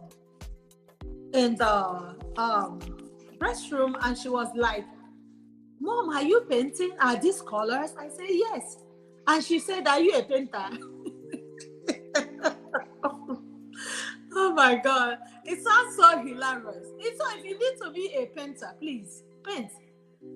Our men are looking out to see the young wife they married. They married you young. It's not that you're not going to go old, but as you're growing old, you're trying to still spice it up. Or have you not heard people say, aging in grace? I am aging in glory, aging young. All these are words to try to package it. So, keep doing what you're doing. Don't get to that level you will be like, I'm married. There's nothing else I'm looking out for. You are looking out for something. Precious said painter. Yes. Yeah. Please. I see that Star Lover is laughing about this. Yes. Do whatever you can to keep young.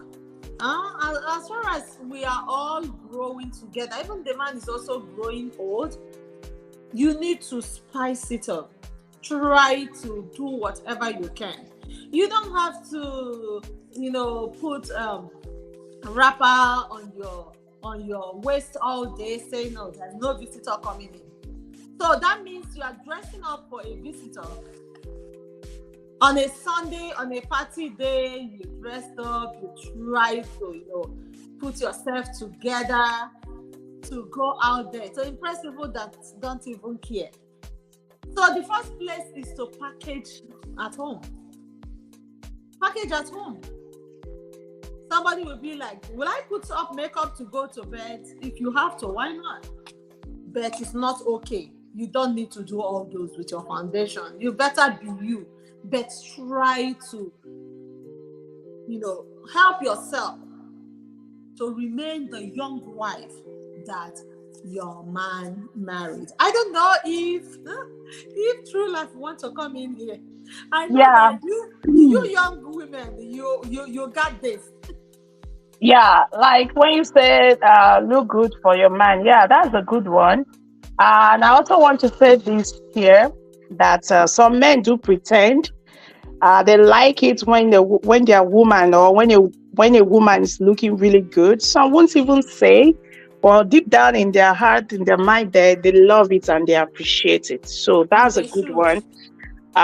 It's good when a woman try to look good and take care of yourself. And in terms of doing that, like you said before going to bed, you don't. To me, like makeup is not necessary Mhm. because yeah, when you say look good, for example, what can you do when you're in the house? You Shower. don't necessarily need to do makeup when you're in the house. You don't have The thing to. is, just take your bath, Mhm. put on a very beautiful whatever thing you want to wear. If it's a Mhm. shirt, if it's a short gown, whatever thing you want to wear, and you can use your underarm deodorant. Use a very nice body spray. These are the things that makes you look uh beautiful, like makes you look and feel like a woman. Like when maybe you're with your man, you use a very nice body spray that's gonna like make him feel you're there, Yeah. feel your presence, you know. If you're the person that likes makeup, why not? You can do when you're in the house, but it's not a must. The important thing is for you to take care of that body first. Take your Exactly. bath, you know, take your baths, make sure, clean, take care of yourself as a woman, make sure you smell good. Those things are really, they are really, really good. Thank you. Thank I you love so that much. point. Yeah. So we don't just wear perfume to go out. Your perfume is not only when you want to go out, you just do and you run out there. Some people don't even notice your perfume. Some don't notice it. But do you know that you looking good for yourself in the house is really a great one? You can still use your perfume at home. It's not a waste.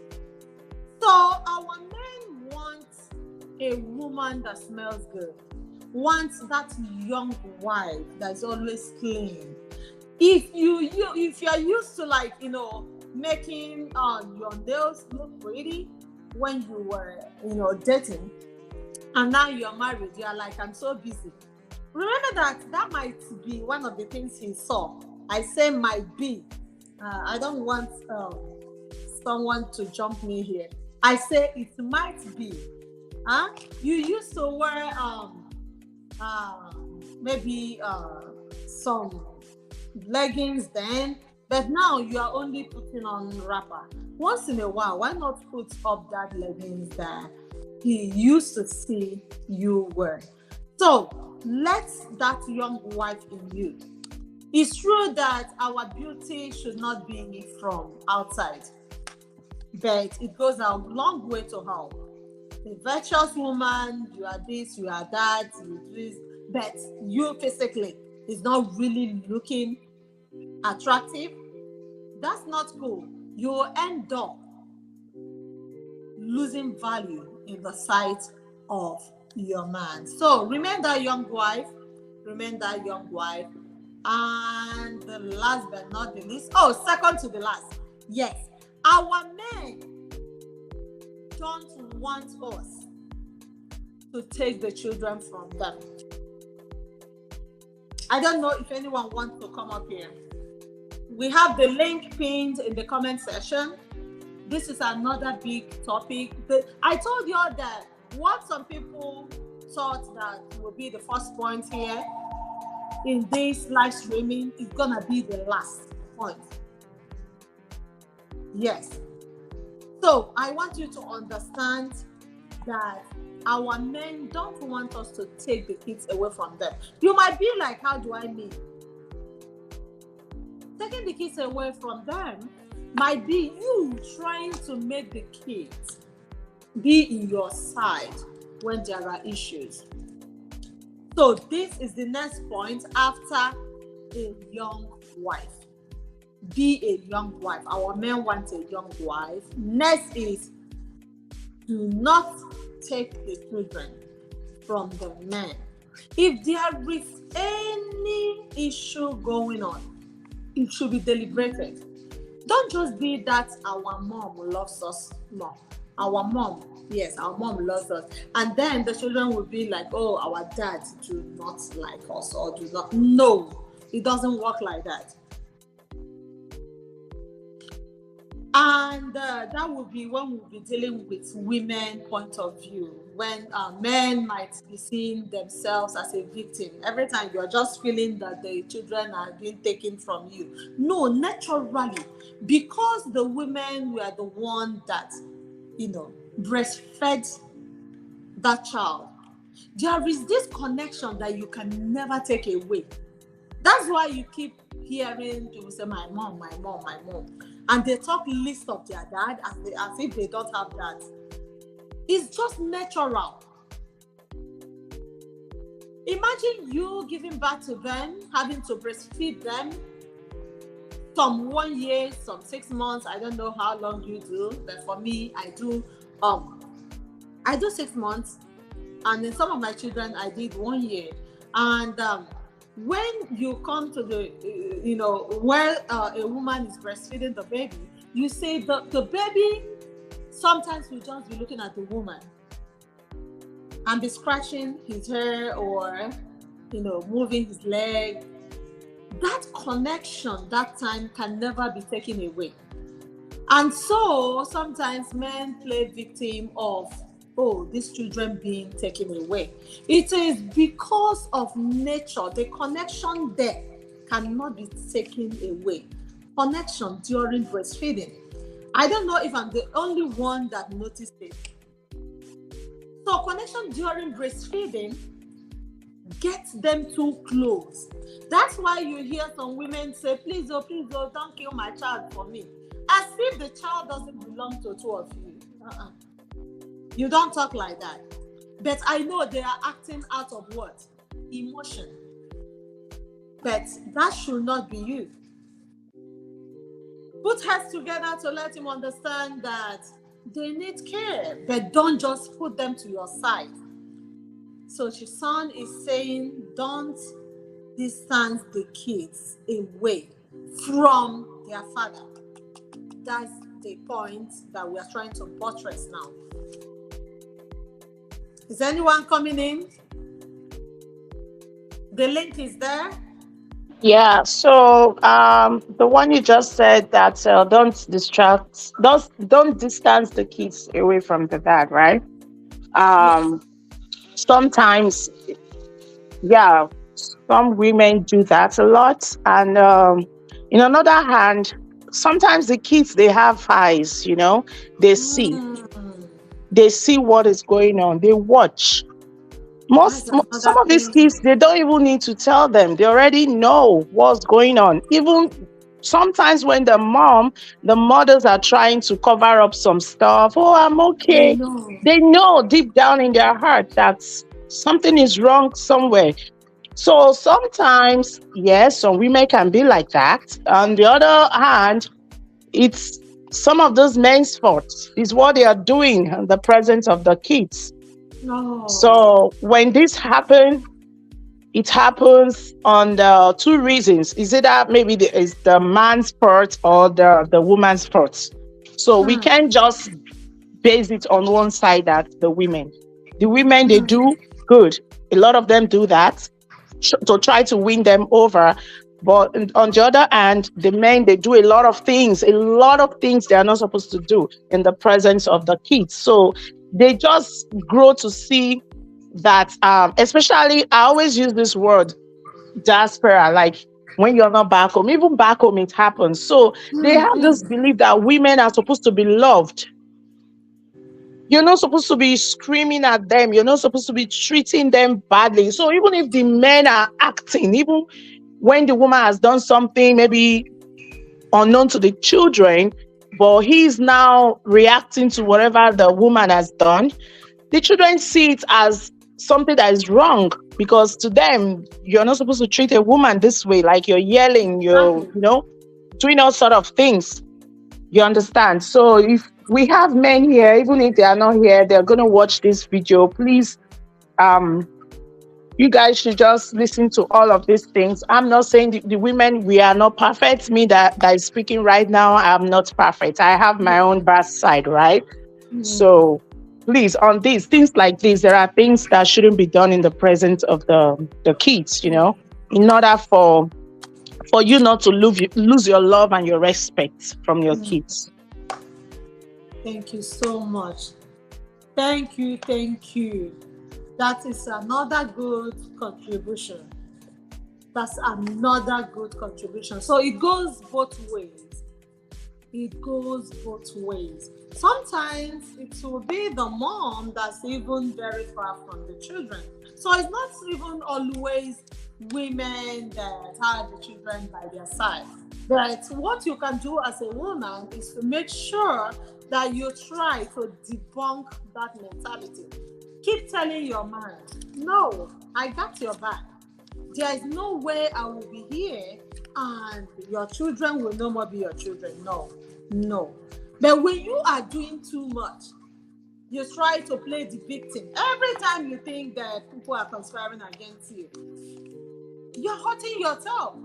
You end up feeling that something is going on behind. No, no, no.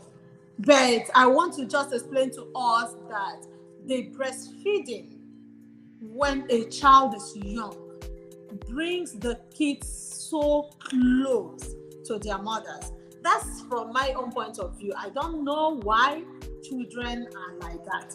And most times you tell them, oh, your dad is coming. They show more respect. They try to get their acts together. But when mom is there, they are just like, It's not that the woman is so loose, is so incapacitated. No, it is because they take their mom as, I don't know how to put it, that they are really, really close. But still try to stand your foot to let them know that their father is still in place. Yes. Thank you guys for still hanging in here with me. I highly appreciate that. The last but not the least, the one that everybody's waiting for, that is, let me know who will get. Guys, I need a guess in the comment section. I need a guess. What do you think is the last thing we are talking about now? The least, but very, very important. Because I call it the least. When people saw the title, What Men Want From You, they were like, But guys, I want you to understand that that thing is the least. Is the least. How many minutes are we talking about? Star Lover is saying, you might not guess right. You are not correct. You don't know it.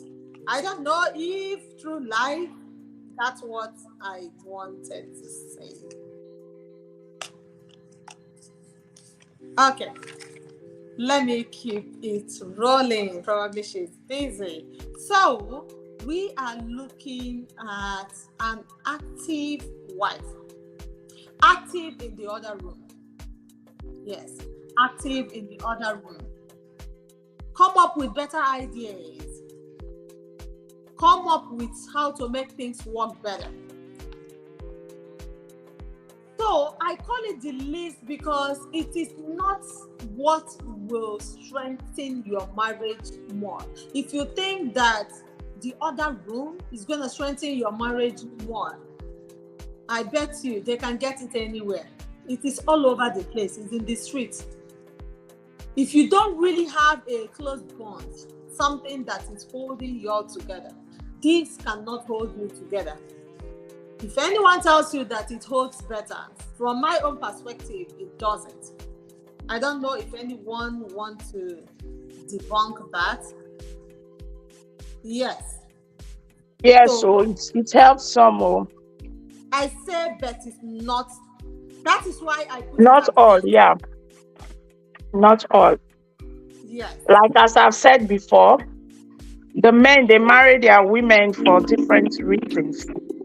You're going to see some people, they're going to tell you that they will see one crazy girl out there that is not respectful, that doesn't know how to cook, that doesn't, maybe she's not even beautiful, but for that simple reason, that simple one, that least one, because of that, they want to marry the girl because it satisfies them and it makes them feel very happy. and they For how think they many can. minutes? That's what you think. I wish the men are here Yeah, they should. because Yes, that they will watch this that two video if they are minutes not or one doing. minute, it makes some of them to reason well, to think properly. Mm, mm, It makes mm, their days to go well, mm. or their day to go well. Yeah, of course, of course. Oh, how many minutes Yeah. are we talking about, Oh, girlfriend? oh my goodness. You don't know.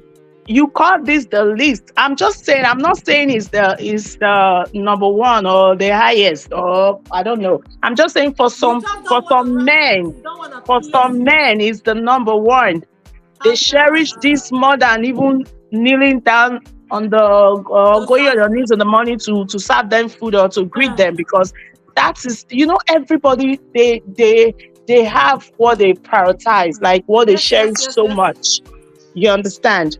Mm, Just like I'm mm, saying now, some men will also tell you, like you rightly said, you can get it anywhere. You mm, can go out there and get it anywhere. You understand? So these mm, other type of men, they will tell you they cherish this one. Maybe they've been with different women, but this particular one is different. The soup mm, tastes different, so they want to mm, stick to the soup. You get what I mm. mean? I'm just calling it soup because Got you, girlfriend. yeah, that's it. Thank you so much. Yes, according to True Life, some people place it at the top of the list. Scale of reference for some people. Eh? It's funny when you see some people's scale of reference, how they prioritize. For me, I place it at the end. When people saw this topic and they were like, oh, what are you coming up with? I said, what you're thinking about is going to be the list. One, how many minutes are we talking about? Two, you can get it anywhere. You can just get it anywhere. But that is a man that is not a child of God. If you're a Christian, you will not be thinking of that. We know you can get it anywhere. It's very cheap. Sometimes you won't even pay for it. But think of your soul. Think of where you will end up. Because when you are doing things because you can do it, what will be the end product of it? When we talk about karma, I love when you and Gores was dealing with one of the points here, and that reminds me of a man that enjoyed his life, so-called enjoy, and left the family and ran away with a side chick per se, and then I don't know who shared that particular video, but the person said the man was dropped at the door of his house when he fell sick. Like maybe that must be a life-threatening sickness, and the side chick brought him back home and dropped him at the doorpost. And you, if you're a woman, are you gonna let him in? Sorry, host. I'm really sorry. I'm going to interrupt you here. I'm really, really sorry. So, I don't know if I got, if I'm missing anything here. Are you talking about men doing it outside their match, like outside their marriage, or Yes. outside their marriage? I missed that. I'm really sorry. I thought like normally as a married man, like your husband and the wife being in the other Yes. room and stuff like that. Yes, that is what I meant. The couple, the married people. So I was done with that and I digressed a little bit. So we said in that last point, being active, and then you trying to come up with good ideas, you be a sexy wife. We are done with that. And I remembered one thing that you and Boris was trying to explain when you were sharing your view. And Yeah. I said, that reminds me about a man that eloped with a side chick and came back sick. The side chick dropped him at the house and left. and I ask you a question, you woman, will you let that man in? I know it's supposed to be a story for another time. Yeah. Why? So I didn't know like you're talking about with another woman. So if you're talking about doing that stuff with another woman, like a side chick or whatsoever, that is not right. Is against the will of God. All right. So I'm talking about the couple here, like married people. That's doing this stuff for some men is their number one. They cherish it more than giving them food, more than respect or any other thing. That's what I was trying to say. I'm sorry that I missed that part. So if a man go out with another woman side chick, spend all his time there and now he's back, he's sick. Honestly, right now I don't even have an answer to that because I don't know how I'm gonna react when it happens. I might say here now that I'm gonna be mad. No, I won't accept him, but God forbid, like in real life, I might be emotional. I want to, like, you understand, things happen, but the common answer to that, most people are going to say, no. After he has gone to spend all his life out there, he's coming here with sickness. People are going to say no. But for me personally, I don't really have an answer to that because there are some things we can rant over the whole thing, but in reality, when it happens, maybe it's going to be something else for the person or for me. Yeah. Exactly, exactly. That's so sad for a man that behaves like that.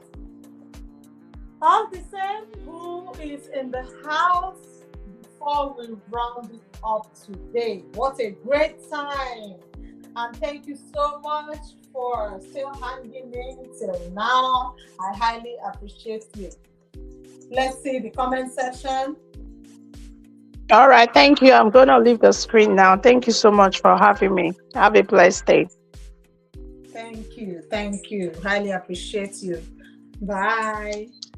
All right, guys. Who is here before we wrap it up for today? Who is here?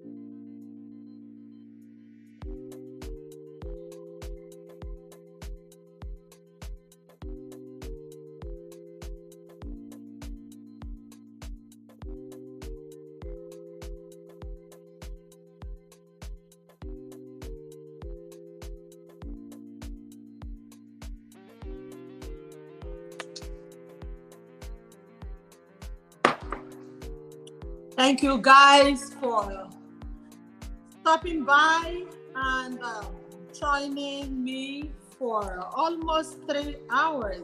I think we have 15 more minutes and it will be 3 hours.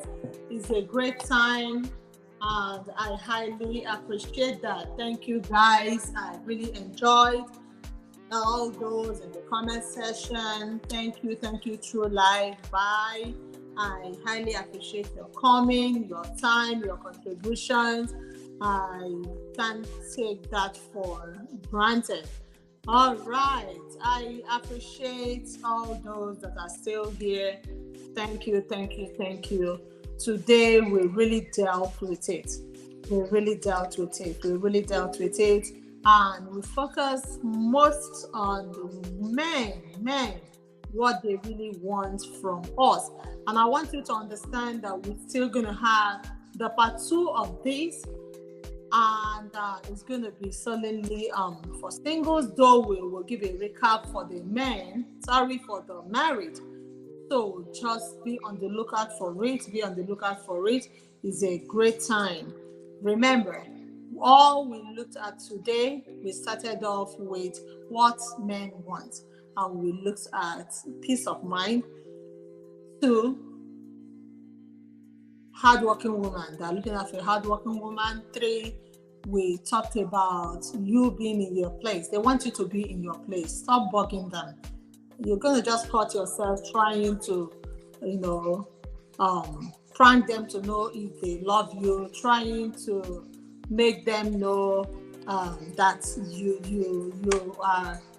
you are strong enough that you can track their ways, you monitor them. No, they want you to be in your place. And we also talked about you loving them. Just like we want them to love us, they want to be loved. They want to be loved. Remember that your husband is like your first child. Just take it that way. And talking about loving them, we took that to you caring for them. And when we are talking about care, you care for their food, you care for their body, that you should try to do whatever you can to, make him feel loved. We also looked at a young wife. Before we talk about a young wife, we say they also want you to respect them. I know that most times people think respect should be number one, according to the Bible, respect, and then they will love you. But I put it in the middle because a man wants his sanity. He wants peace first. If you don't give him peace and you're just giving him respect that is, so ambiguous like that, what else? Everything is yes, sir. No, sir. You kneel down to serve food, but then he's not seeing the peace in what you are doing. So that's why we put it in the middle, and we dealt with that before we talked about a young wife. So keep looking young, keep doing whatever you can to make yourself look better for your man. Though he's getting old and you are getting old, but you can still spice it up a little bit, or someone out there is going to spice it up for you, but that is not what you want. And we also talked about you not taking the kids to your side. Make them understand that their father is still their father. Keep talking, even though sometimes the men will play the blame game and try to make you look as a bad person. But just do your part. God is watching. God is watching. When you make the children to be in your side, and then he will be by himself, you want to eat the fruit of the labor of both of you. It will not work. Who knows who will go first? We don't pray for that. And finally, we talked about you being very, very active in the other room and doing whatever you can to still make it work. Come up with better ideas. As you guys are aging, everything is aging. You'll be fine. Remember, we are coming from a Christian perspective, and whatever that we've said here is to make our family stronger, is to make our marriages work, is to make the family stand. Because if the husband and wife are together, the family will be stronger. The children will come out great. We will not have half-baked children that watch their parents fight all day. They will end up fighting when they get married. So don't be abusive. Don't abuse your man. Just like we are talking about men abusing women, the same way, since I'm talking from men's perspective, they want you to give them that sanity. They don't want you to abuse them. They want to have everything great, and they will go out there and be great in the society at large. I think we should be wrapping it up here. Thank you so much. I highly appreciate you guys. I think we can just wait a little bit so that those that are just joining us will indicate that they're here. We want to give them a shout out. I highly appreciate you all coming.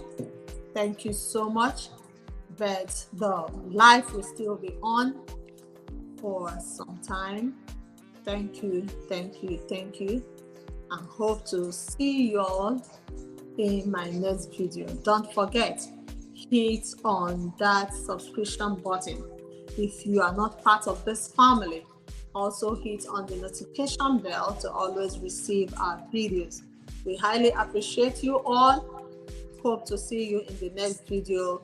that the camera will still be on. Thank you, and thank you for always coming. Remain blessed. Peace out.